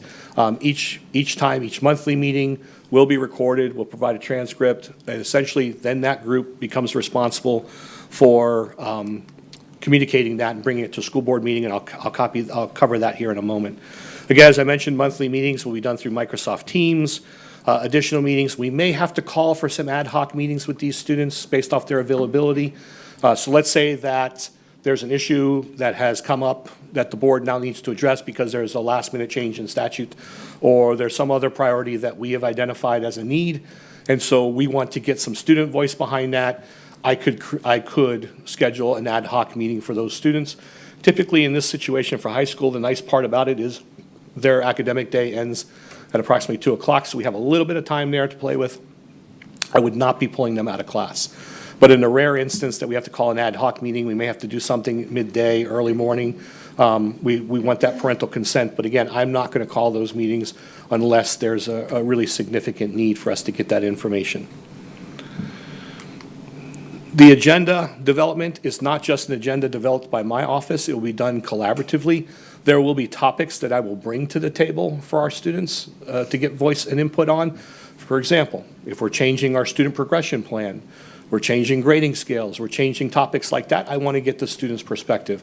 AI policies, we want to get student perspective. So yes, I may populate that agenda item, but then the remainder of the agenda, much like what I do with our chair, is are there other topics that we need to address or would like to address or that the board would like more information on? And so in this case, students would be able to seed and give me suggestions for topics that they feel are priorities for them. You know, school start times, grading, dress code. I'm thinking of the ones that are typically most, access to Wi-Fi, IT filtering, all of those things that you get complaints about, you get questions about, are the same things our students want to get answers to, and so we would be able to provide that support. The agenda would be published 48 hours in advance, and I will provide that agenda to the board so that you'll be able to see it. So the goal would be to make sure that it could provide it to you on that Friday update going into a Tuesday meeting with those students, or potentially a Wednesday meeting of the next week, but you would have it with plenty of time to ask any questions that you may have and to ask me for specific feedback. And then lastly, the quarterly presentations to our school board. Minimally, I would ask the committee of students to nominate 3 to 4, maybe even 5 members of that collective group to come attend the school board meeting and to provide a summary of topics and provide any feedback on other relevant items that are before the board or that they would like to see us address in the near future.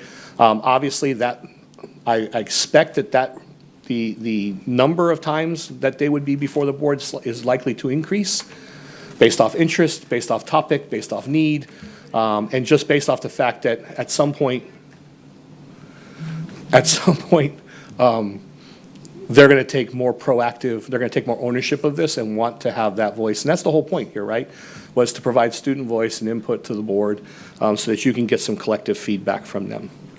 There are some minimum expectations for participants. Again, they have to participate and attend their meetings regularly and actively. This is kind of like going back to when we did virtual instruction during the pandemic, right? I don't want to see the ceiling fan spinning behind you. I want to see your face. I want to see that you're engaged. I don't want to see you text messaging while we're on. I mean, this is part of the responsibility, right? You've chosen to do this. Dedicate that hour to the conversation that's before us. I think they'll be able to do that. And they need to be able to demonstrate respect for diverse and divergent viewpoints. They're going to have to learn to agree to disagree sometimes. They're going to have to learn to formulate their discussions and their disagreements in a productive manner. And we'll provide, if need be, we'll provide some training and some support around that, or work with school-based admin teams to ensure that students are getting exposed to that, how to properly debate a topic. And minimize any confrontations that may occur because of differing opinions. They'll have to provide key updates and feedback to my office as needed, and they'll serve as ambassadors for our school district. This is not just about them having a voice and providing input, but these become marquee students that we can put in our advertisements and show them as representative. And so when I go to community meetings, for example, if one of you were attending a Rotary meeting like you do, or other meetings that you may attend through, thank you, Kiwanis and others, why would I not extend you an opportunity to say, hey, contact this student, or we can contact them on your behalf and ask the parent if they can attend with you.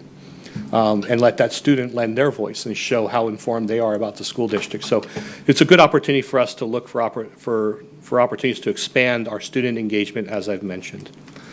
Obviously, there's benefits to our students from participation.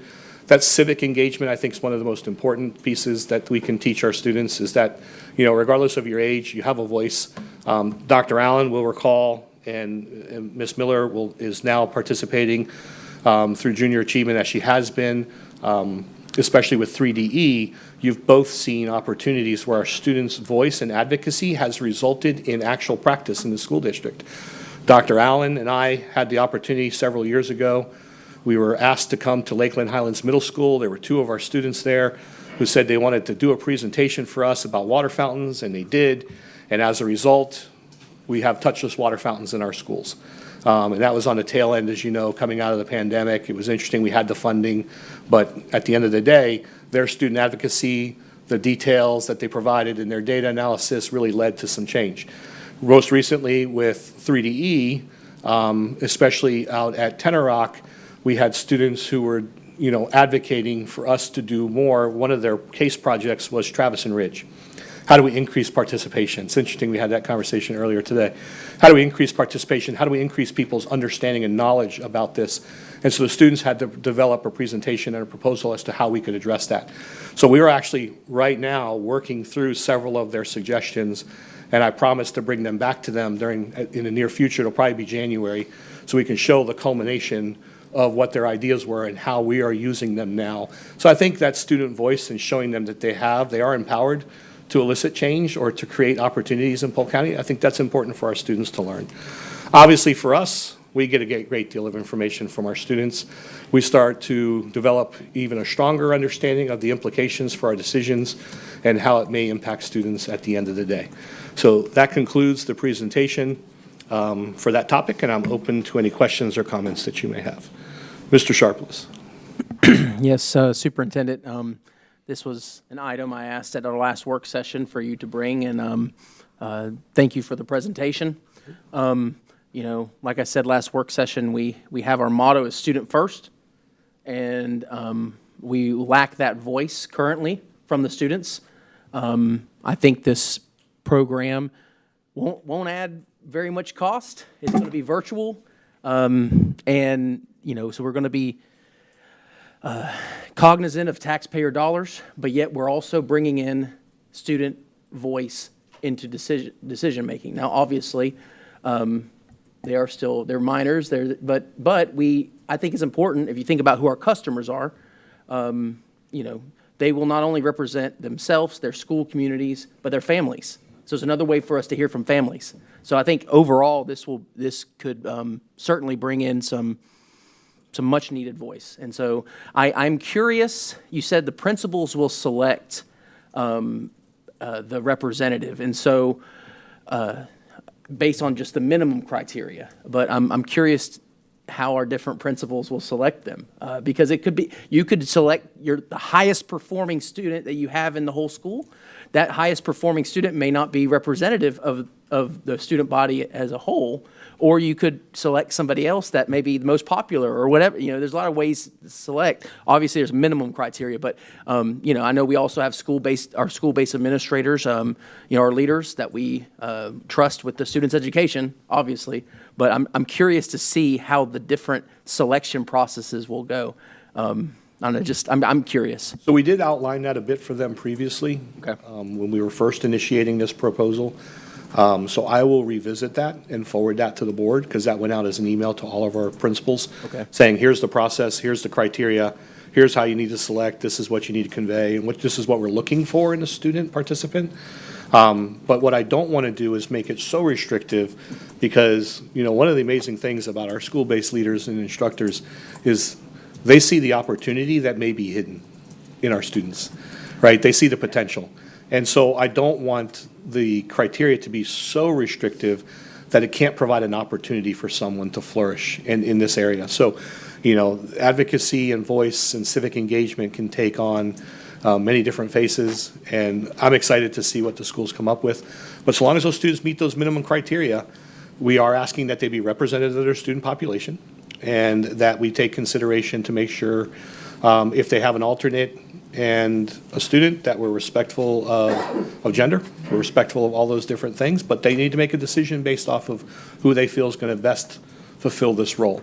And that's why I think the GPA of a 2.5 is a strong one, because I think it accounts for students who, quite frankly, may be that middle-of-the-road student.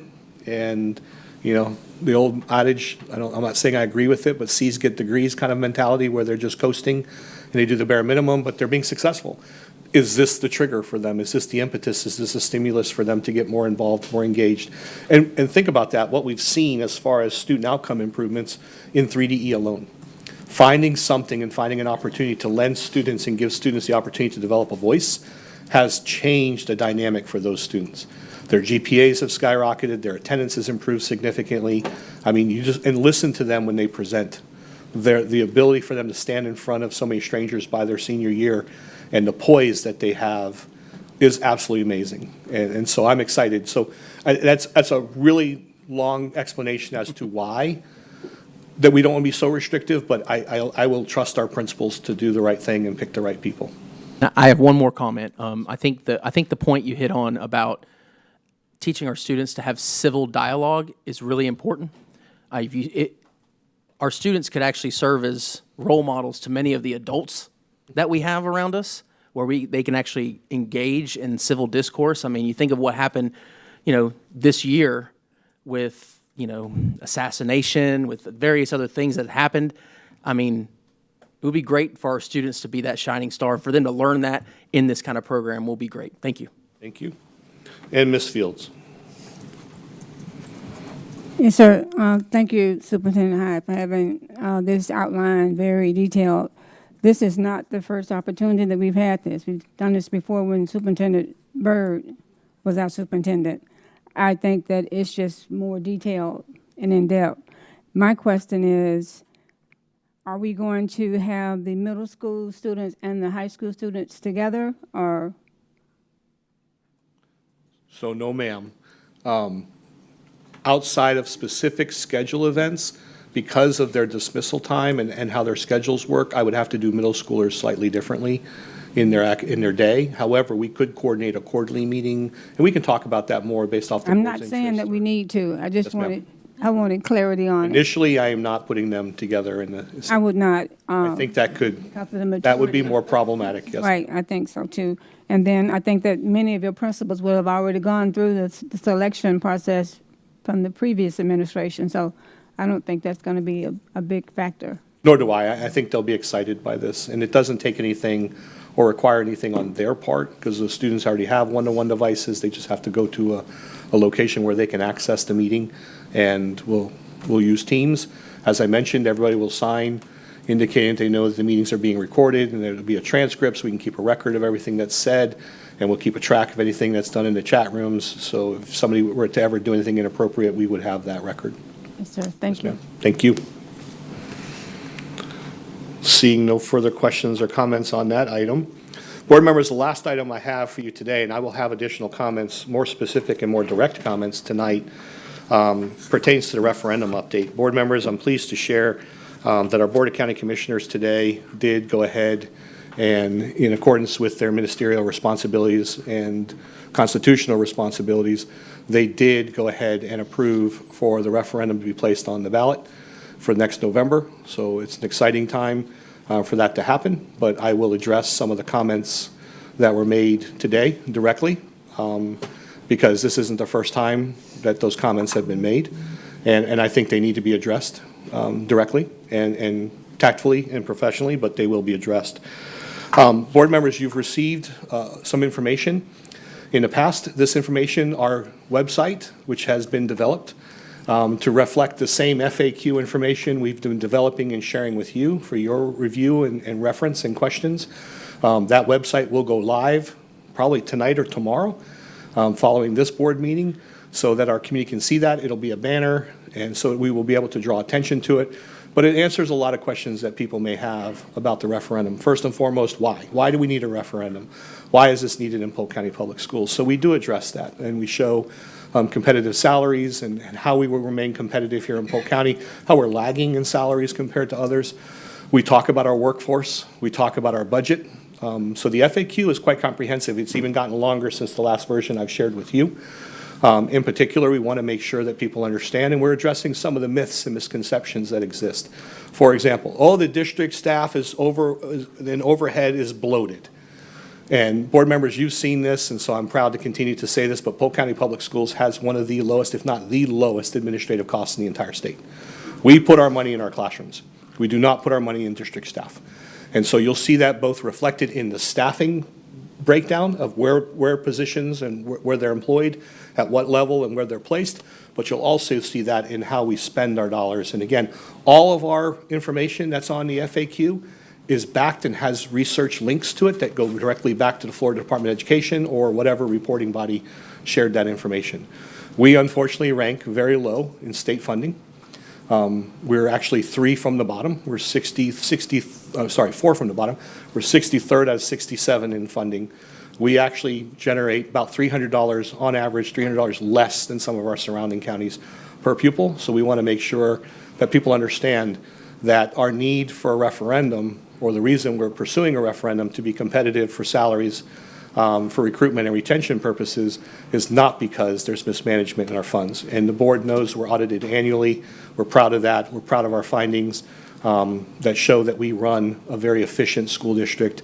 And we're very transparent as an organization. This has been a topic before this board and before our community for over 6 months.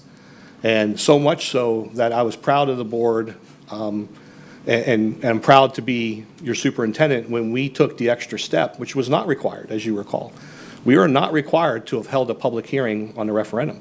You could have simply voted, but we chose to advertise a public hearing, to provide additional public input, and we didn't have any at that time, and then the board took action. And I think that demonstrates your commitment to your community and the stakeholders that you serve. And I believe that transparency is our best tool to ensure. So now the hard work starts. Now the work starts to educate our community, inform our community as to our financial realities and how a referendum may benefit us, and then other things will start to fall into place as well as far as those who can support the referendum directly. So wanted to provide that update for you and answer any questions you may have surrounding that or the events that got us to this point.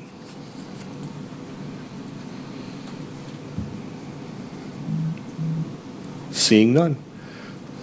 Mr. Chair, Mr. Vice Chair, I turn it over to you.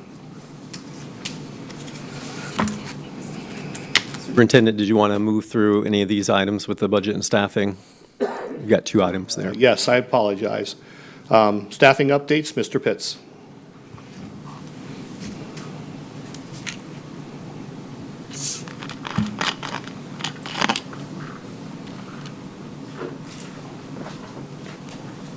Good afternoon, board members. Today before you is just a job description change. We are changing the name and a little bit of the job description and scope from a PBIS facilitator. Now, you know we love acronyms. So PBIS stands for Positive Behavior Interventions and Supports. And we're changing the title to Multi-Tiered System of Support Implementation Facilitator. The scope of work has changed, and the focus is on implementing the MTSS framework as a whole, rather than just focusing on PBIS. And this job description review has gone through Human Resources and also working with PEA Union to approve what's in this job description. This will come back, if you approve, this will come back in the December board meeting for approval. Ms. Miller. I just want to ask for a point of reference in what PBIS is mainly an intervention for behavior, where MTSS is also an academic intervention as well as behavior. So this is really a whole new, why not just make a whole new job description and delete what we have? I mean, I'm just asking, because is it going to, this position is MTSS, is it still going to have the academic piece? Yes, the MTSS, what happened is when the title was originally done, they just focused on the behavioral piece of it. And so the academic piece was done. So it's really the whole system instead of just one part of it. So we didn't have another interventionist for academic. So that's where the confusion was. No, that's where the confusion was. So, and that's what probably led to the confusion at schools about what MTSS really was always focused on the behavioral instead of really what it really is academic and behavior systems. Thank you. Mr. Sharpless. I didn't see this in the documentation because it just says, the teacher salary schedule is the pay grade. Will there be any difference in salaries between the PBIS and we're changing that description to MTSS at all? Will we incur any additional costs? No, sir. No, sir. It's just a job description change. It's still the regular teacher salary is how they're paid. So there's no change in salary. All right. Thank you. There are no further questions or comments. Thank you. Thank you.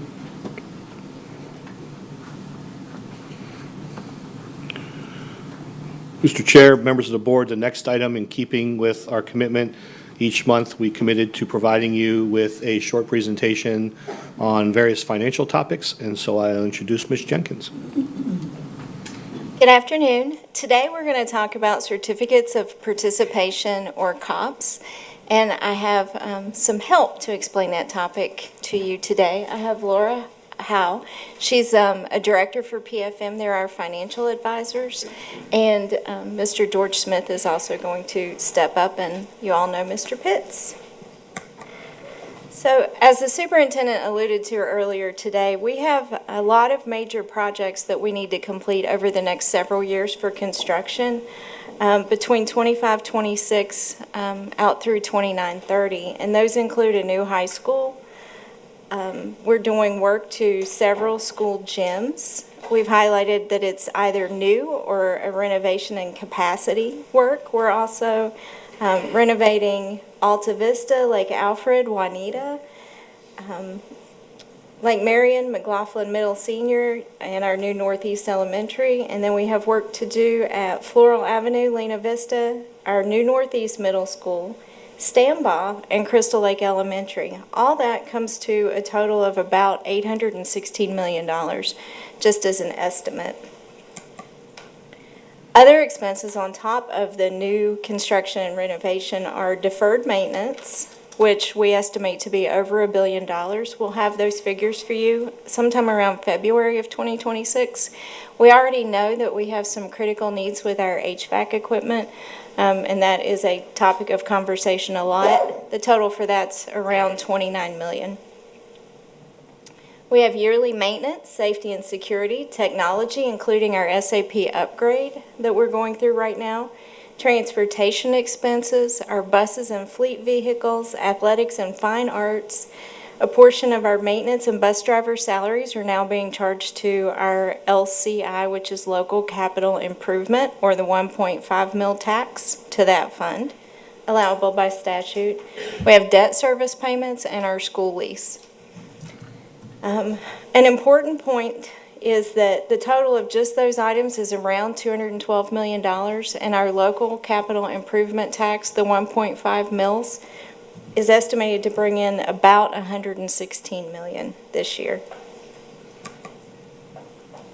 So that brings us to the topic of new money needs and how we can approach this in a way that will allow us to do more work. Our district is considering the issuance of a certificate of participation, Series 2026A, to fund a portion of the new Northeast High School. We list $166 million here. That's the amount just for construction. Juanita renovation and capacity addition for $45 million, and Alta Vista renovation and capacity in the amount of $60 million. So I'm going to let Laura tell you a little bit now, or actually George, about what is a certificate of participation.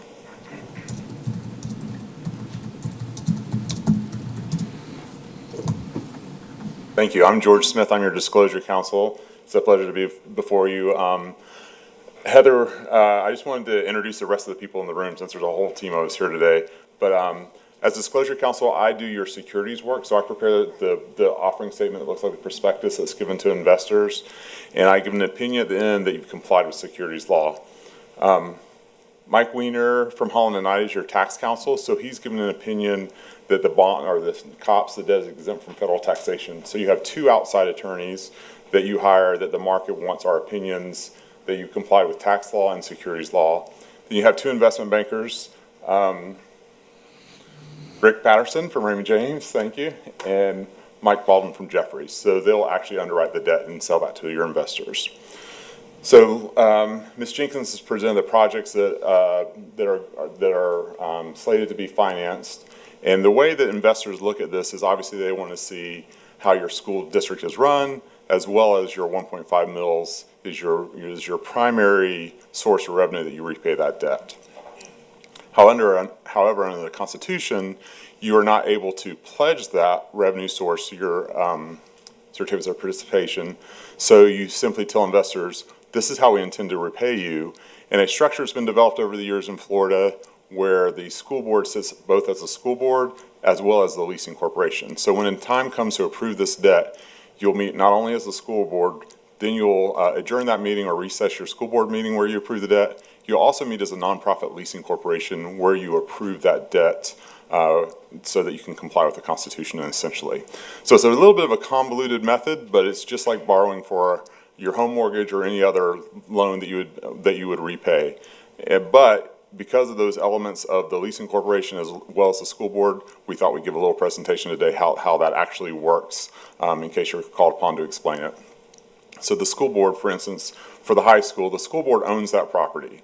The school board, under the state constitution, we can get as deep into this as you like, enters an actual ground lease where you lease that to your leasing corporation.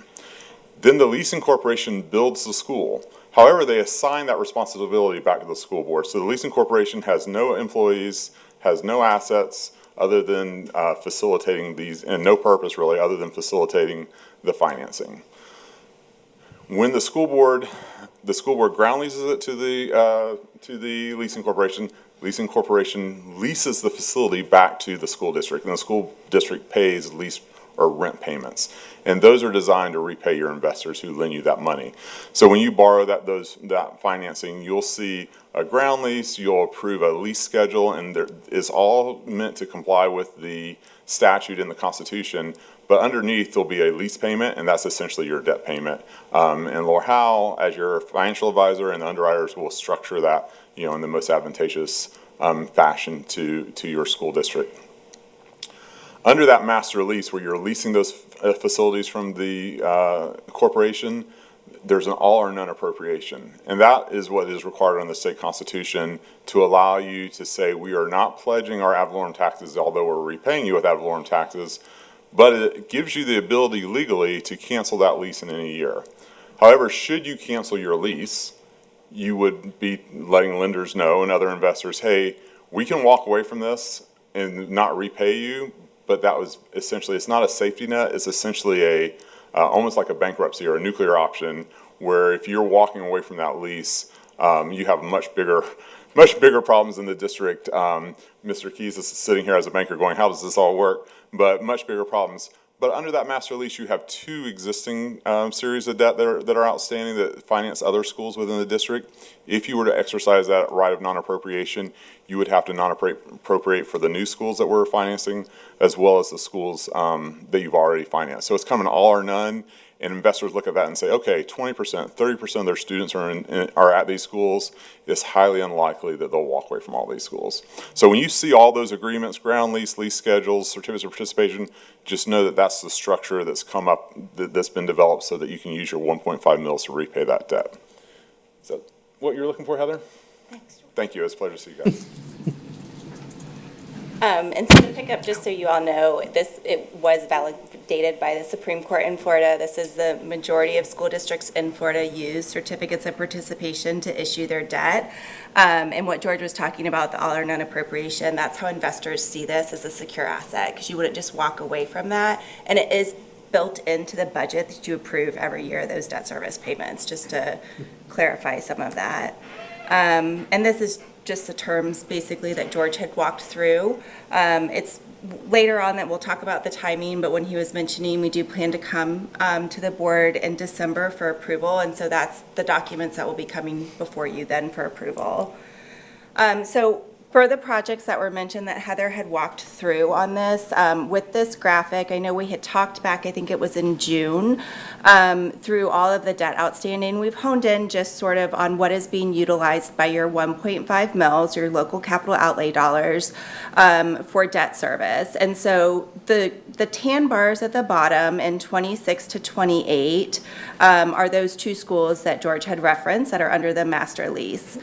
We had included the school lease with the Public School Development Solutions that does go out to 2043. Even though it's not under the master lease, you're still using those 1.5 mil dollars, the local capital outlay dollars, to pay for that lease. And so when we're looking at, potentially issuing debt for you all, we want to make sure that we keep that in mind. Even though it's not under your master lease, it is a requirement for your 1.5 mils to go towards that. So all of the other bars on top of this would be what we would be talking about in the new money. And this is just an example of structuring. As we get closer to potentially the time of pricing, we'll revise this again. As George had said, the underwriters are here. We'll work hand in hand with them, talk about, investors, what's going on in the market at that time to try and price this as best as possible to take advantage. But so we were looking at 3 different sources of revenue dollars to help pay for this debt service, because it is around $300 million of a project fund.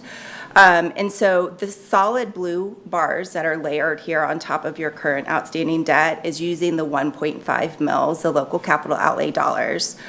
The stacked bars right on top of that are the striped lines up and down, are projects that are eligible to be paid for by impact fees. And so you don't have to use impact fees to pay for that debt service, but you're eligible to. So if you were to crop that off, which I think Heather said the intention was, at least for the next several years, to use some of the impact fees to pay the debt service, which is why in 27 and 28 you see that spike. The intention was that those dollars would be used to offset debt service in those years. If for some reason they go away, that's why it's not the first security pledge on this, you all still have plenty of capacity. I probably should have started mentioning that. This little yellow line over on the left-hand side of the graph that starts around the 60 million and crops off where you can't see it anymore, that's 50% of the 1.5 mils. So those revenue dollars that are coming in, we like to keep it under the 50%. Legally, you can go up to 75%, but you'll see you have plenty of capacity moving forward, even if impact fees zeroed out tomorrow in 27 and 28 to pay for that debt service. But we're looking at, continuing out. And then from 27 to 33, the polka dot, that is for the HVAC systems, that we would use sales tax dollars to pay for that. The sales tax expires in 2033.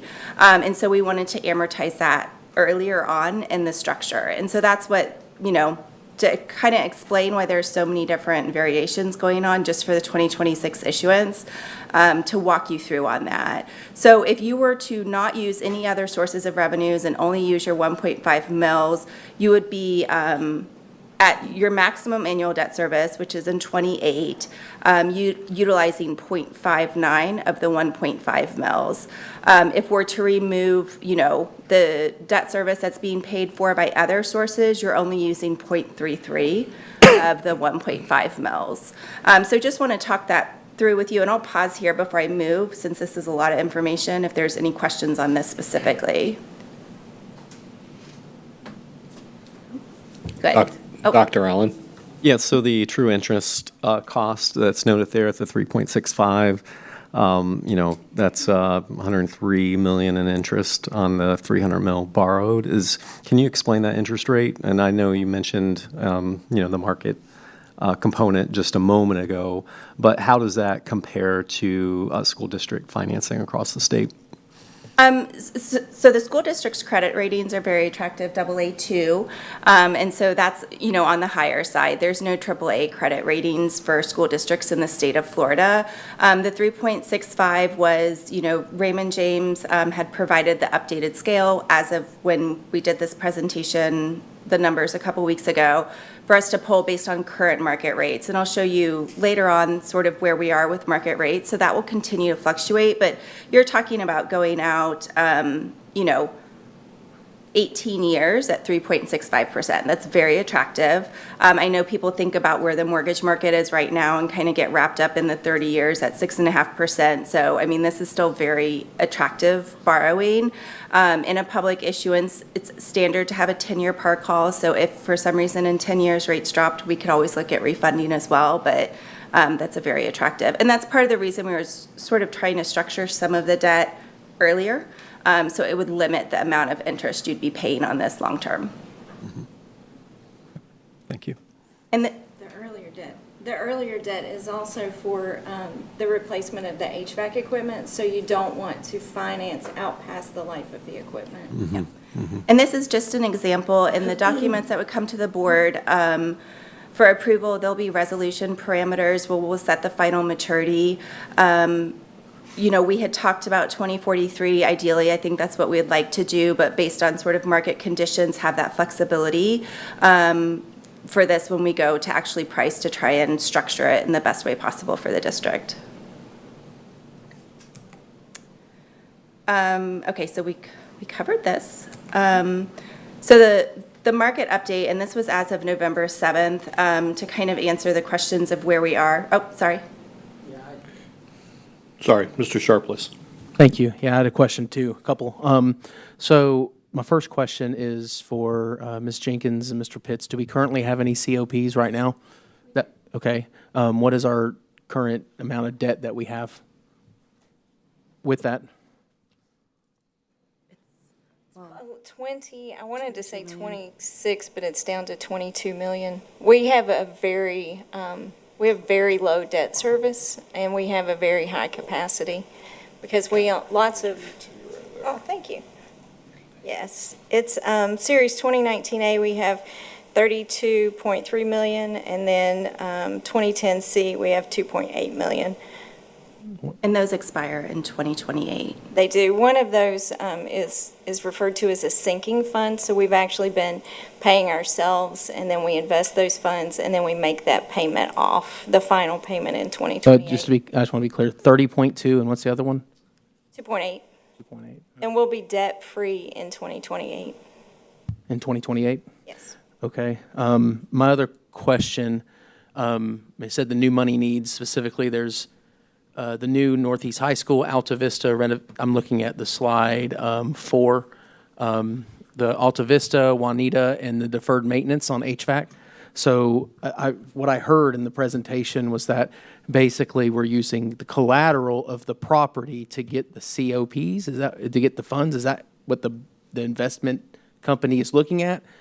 It's a what we call a master lease program. And so there's a ground lease on the property that if for some reason you weren't to appropriate the funds and it's handed over to the trustee, there's a lot of in-depth that I'm sure bond counsel can sort of talk through to you for it to be collateral for essentially. So it's not technically a mortgage per se that, was mentioned, but there's a ground lease on that then if for some reason you're not to appropriate, there's a trustee on the current COPS outstanding, there would be the same trustee on the 2026 issuance, and if for some reason you are not to appropriate, it's handed over to the trustee then to figure out what to do with those buildings. And all those students would have to then be moved to a different facility, which is what builds sort of the credit behind this, is because schools aren't going to walk away if half of your kids are in schools that are under the ground lease. They're not just going to say, oh, well, we're not going to appropriate this because all of a sudden, we don't have kids in that area of the county and they're all up here, because you would then have to house all the other students that are under the ground lease as well. Okay. And I was just curious because one of the things said it was the new Northeast High School BBB. I don't, if you can recall, if you help me out with that, like the one school, the Scenic Terrace K-8, with it being the private-public partnership, we actually lease that ground, so we don't own it yet? Correct. So- They're two different schools that we're referring to. Mhm. Scenic Terrace is different. And so I'm asking with the BBB, will we own that property, or is that something we're going to be leasing? Because that would change how much collateral we potentially could have for this. We will own it in its entirety. Okay. It's a public-private partnership as well. Yes. But it's structured differently, Okay. Whereas we actually own that property and school once it's completed. All right. Thank you. Those are some concerns I had and questions, so thank you. Ms. Miller? Thank you for your presentation today. And some of us have had these long presentations about bonding and COPS and all the things that are so exciting. You've been with us for a while. When Mike Perrone was here, I think as we were still using, you were who we were using. And at one time, we were not in a great place with what we had to do because of the economy and all the things that happened in the early 2000s. And I think we made great progress moving from that. And I think this is a good presentation today to assure the public what we are planning to do and how that money will be used. I just wanted to confirm that this team will be the team that has not only seen us come out of those darker times, but will lead us in a more positive direction for future builds. That's what I wanted to confirm. Thank you. Yes, we'll be part of that team. And so that's what I was saying, the parameters that will come, instead of it just saying final maturity in 2043, we might say out to 25. And I was going to kind of talk through that with you in the market. We could potentially do it shorter, but then when we get to the time where we want to price the bonds, just sort of take the best reading of what's going on in the market and see if there's any way we can optimize the structure, since we do have so much flexibility with the revenue streams and the capacity for the district. It is a pretty complicated topic, so that's why we wanted to have someone from each area of the team here to answer any questions you might have, because each piece is a little bit different and it is a lot to take in. Go ahead. Okay. So the market update as of November 7th, the graphic on the right-hand side, the tan bars are the 10-year averages for each of the maturities in years 1 through 30, with the dark blue being where we were on November 7th of this year, and the lighter blue being where we were last year. So you'll see in the first 13 years, the rates have actually decreased compared to where we were 1 year ago, but past 13 years out, they've started to inch up. And so this is something, we're a little bit above midway of the 10-year historical averages to answer the question about rates. But this is something that if we can optimize sort of where the yields are and investor demand is, that's what we'll try to do before we price to take advantage of that. And the chart on the on the left just shows you where we were 1 year ago in the yellow, 1 month ago in the dashed gray, 1 week ago in the red, and then where we currently are in the solid blue.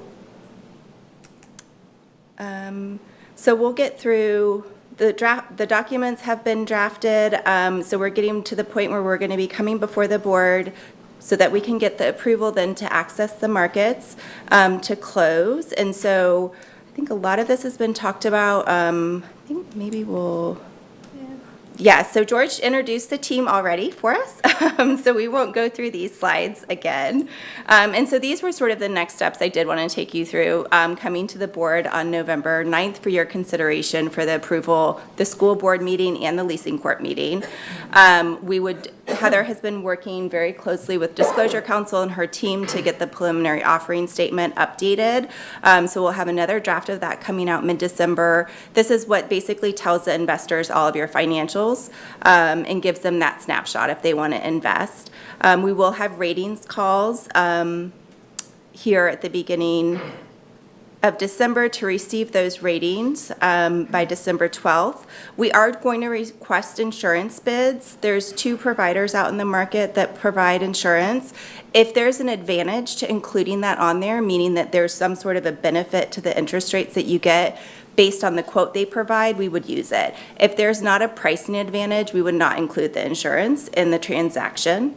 And so we'll have a due diligence call at the start of the year on January 6th. And that's just going through with the team and the underwriters, with Heather and her team, basically saying there's nothing within the district that isn't already outstanding in the POS that needs to be discussed before we post for the investors. And so we'll post on January 7th, sell the bonds on January 13th, and we'll close either late January or early February. I think that's it. So any further questions? I see none. Thank you. Thank you. Mr. Chair, I turn it over to you, sir. All right, board members, you can note those informational items. I appreciate the addition of the superintendent's evaluation. I just want to draw attention to that as well, to see,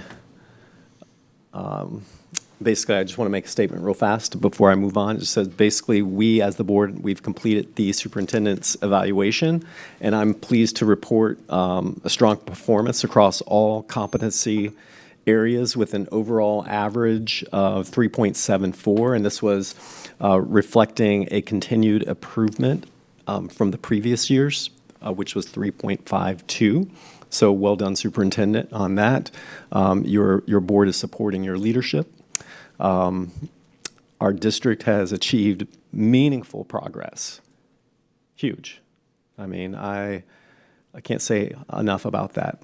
Obviously, we've advanced from a C to a B rating under your leadership, and the board has confidence in the student-centered approach, as reflected in a lot of the innovation talk that we've had today. There's been fiscal stewardship as well that was noted, and a commitment to engaging our community and stakeholders. So, Superintendent, thank you for your continued leadership. Thank you. All right, moving down, board members, to our agenda for tonight. So I'll give you a chance to switch over to your agenda, and we'll go through that quickly. Yes, ma'am. Ms. Fields, you're recognized. Thank you. I wanted to know, when are we going to get the compilation of the other employees? Like we got Superintendent Hyde. Yeah, so those should have been sent, Ms. Vega, correct? We've sent the compilation of our attorney, not our attorney, rather, Ms. Matthews, that's been sent out to the board? Mrs. Fields is asking for the top portion that you did for Mr. Is that what, for a point of clarification? Yeah, that should be in that attached item. It wasn't. No, sir. The only one that we got was the superintendent's. Yeah, was that the one that I sent? Were they all in there? Well, maybe you can. Yeah, maybe a point check of and clarification. Are you talking about with superintendent's see. Talking evaluation? about where everyone's rating is shown, so that the staff can see how each board member perceives their performance. Yeah. I did submit that document. Okay, thank you. Can I interject? That we got an email on that back on, it was, looks like the 23rd of last month, with some of those included on there, the evaluations and the results thereof. I've got one anyway. It just didn't include the breakout of. Oh, the breakout of the comments? No, it did not. Oh, you want but I'm sure that it will. Yeah, yeah. Are you asking for the spreadsheet with individual qualitative comments from each board member? Yes, I'm talking about how I rated every area, and the same thing for the other board members. That's what I'm talking about. Yep. So and maybe I'm misunderstanding what you're asking for, but in the PDF that's attached to this item, if you notice at the top, each district is noted with what your overall average was per category. I didn't see that. I'll look. We have that for the superintendent. We don't have it for any of the other employees. Yeah, and that, I did not do that. Mm-mm. Can we get that? Yeah, I mean, I can share the spreadsheet with you. Mm-hmm. Yep. Yep. Yeah, it's public record. Mhm. Yeah, that's what I'm asking. Yep. Sorry, I'm not clear. Okay. All right. Thank you. So what? All right. So we're moving to, thank you, Ms. Fields. We're moving to our agenda for tonight.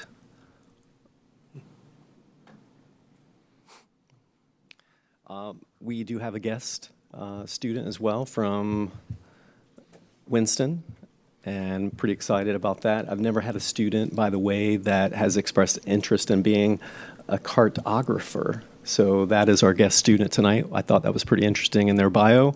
So we'll go through our pledge, our call to order, and then we do have the oath of office. We'll transition.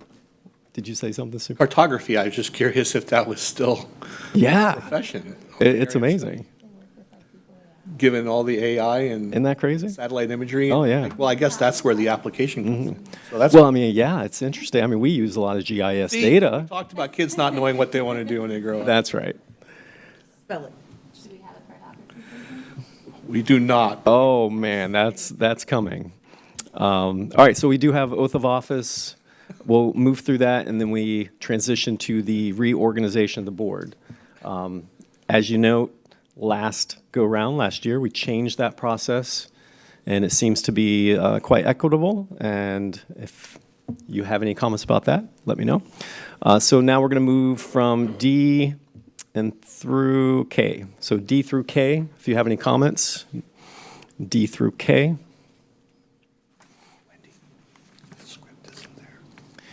And then from here, I'm going to go K through P. K through P. Mr. Sharpless, you are recognized. Yes, I want to request that item N2, the purchase of the Lake Marion site, be moved from consent to action. It's a $9.2 million purchase, and one that I would like to at least have discussion on. I know I've sent some questions to Superintendent Hyde on it, and we'd like to be able to have discussion over that purchase rather than it just being on consent. All right. Thank you, Mr. Sharpless. We'll make note of that, and that will move to the action item. Mr. Keys, you are recognized. I was going to say the same thing Mr. Sharpless said. All right. Thank you, Mr. Keys. Ms. Wyatt, you're recognized. I apologize. I'm going back to C1 and C2 because in the description for both of them, it has the old process. So just to confirm, the new process is that we open it up for nominees, and then each board member will vote which of those nominees they're voting for? Correct. Correct, okay. Can we get the description updated on the break, just so that we have, because what we were sent via email was the new process. Okay. Thank you. All right. Thank you, Ms. Wyatt. All right. T through W. T through W. That will wrap up our agenda. T through W. Mr. Sharpless, you're recognized. Are we going to be discussing the committee appointments? Yeah, I was just going to bring that up, so I appreciate you drawing attention to that. So, W1. Yep. So if you remember, we filled Mr. Nolte's slot. So if there was a recommendation from the board, whether you would like to remove that item as an action item and table it to the next meeting, or this would be the responsible of the new chair to call for those appointments tonight. We'll do the rest in December, correct? Mm-hmm. All right. So if you have a recommendation. So can we pull that item for, or do we need to do that? Mr. Sharpless, you're recognized. Yeah, I mean, I would suggest that we could keep that, the individuals that were appointed for that, that could stay through to the next meeting. And I would suggest we just have all the committee appointments at once rather than stagger them. To me, it would make more sense. Okay. All right. So I've heard from 2 board members now. So sounds good? All right. So we'll remove that item. Those appointees will stay in place until next meeting.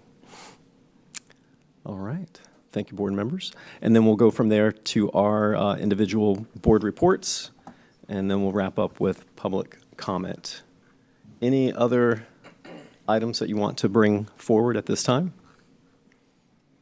Ms. Miller, you are recognized. Thank you, Chair. I just have a quick question. Someone had shared with us our expense reports. Is that going to be addressed now? I just had a question. In the past, the board had a budget outside of the expense reports that covered chambers, especially chambers that are business memberships where multiple people can attend, similar to a Rotary has a membership that if one person is a member from the company, anyone can come to represent that company. I see that's now being issued by board member, so I'm not sure when that changed, and I don't know if this may not be the time to discuss, but I think maybe we need to talk about that at a retreat or at a different time on how that's budgeted. I don't see Lakeland Chamber listed here. I do see Auburndale Chamber under my expense report. So maybe we need to schedule some time on how that's done and how it's been done in the past. All right. Thank you, Ms. Miller. Mr. Sharpless, you're recognized. Last meeting, I had a suggestion for Superintendent Hyde to bring back for a work session. And I appreciated him bringing it back today for the Student Advisory Council. One thing that, I attended the Florida School Board Association Board of Directors leadership training in October. And I told the board, I mentioned this to the board, and one topic of discussion that I would like to see us look at, that they talked about in Orange County, and I know, Marion County is also looking at this, Osceola County, there's a lot of counties that are looking at this, is affordable housing for our employees. One thing that I don't want to get into all the potential on the purchase of the Lake Marion site, because we'll have discussion on that tonight as an action agenda item. But one question I had for Superintendent Hyde was, where are our properties around Polk County that we own that we're not using currently? And one thing that, when I saw those properties, one thing that came to my mind is affordable housing for our employees. I know we bank land for various different purposes, but it's just hard out there right now for a lot of people. And I feel like one way that we could attract employees, and I know that, again, I've seen it in different districts, and one thing I would just, I would ask the superintendent to look into, potentially have a presentation at a future board work session, is how we can address the affordable housing issue in Polk County with some of our staff. So, I don't know, Superintendent, what any initial comments or? It's been an ongoing conversation, actually, and our chair has been party to one of those conversations with a potential provider who was well-established in Texas and is now in the final stages of a contract with one of our neighboring district, or one of our sister districts here in the state of Florida. Problem was, when they sent us their contract, there were a lot of things that were potential financial exposures for the district in that MOU that they provided for us to look at that made me very uncomfortable. I've sent it back for further review. So this is an ongoing conversation that we've had and that we continue to pursue. And so when we get to the point where we feel like we have 2 or 3 viable options that we can recommend, love to do that. Unfortunately, converting a school for us would be incredibly cost prohibitive. And at that point, when you're making that kind of fiscal investment or financial investment, then we might as well just build something new. We've looked at everything from modular homes, mobile homes, duplexes, quadplexes, multi-level facilities. We've considered purchasing motels or hotels that are no longer in operation. I think that really, I'll be honest with you, in Polk County, I think the city of Winter Haven's leading the way there, having converted, I think, what was an old Howard Johnson's into apartments and studio apartments. So we are exploring all those options presently. So I would ask the board just to give me a little bit of time, probably January, February, probably closer to February if you would allow me because of the holidays, to bring back a series of recommendations or at least be able to summarize what we've explored, what we feel we need to continue to explore, and which options we've already put aside to say, long-term, this is not a quality investment for us or for our employees. And I'll give you a great example. The cheapest, fastest way for us to do it would be potentially modular. The problem with that is the wear and tear, hurricanes, tornadoes, all the other things that come along with it. It becomes, and you know what we spend on portables, and essentially that's what you're doing, right? I hate to oversimplify it, but it's the easiest way so that the listeners will understand that they age very quickly and they become a maintenance issue for us long-term, whereas maybe a traditional physical build makes a lot more sense. Now, it could be that we find a site that we no longer use, and it would make sense to go ahead and raise that. The problem with some of our undeveloped properties is the hookups for power, utility, and other things. One of the options that we're exploring, or the option that we are exploring, is not just a Polk County Public School solution, but how then could we partner with our municipalities or the county to provide a shared use option?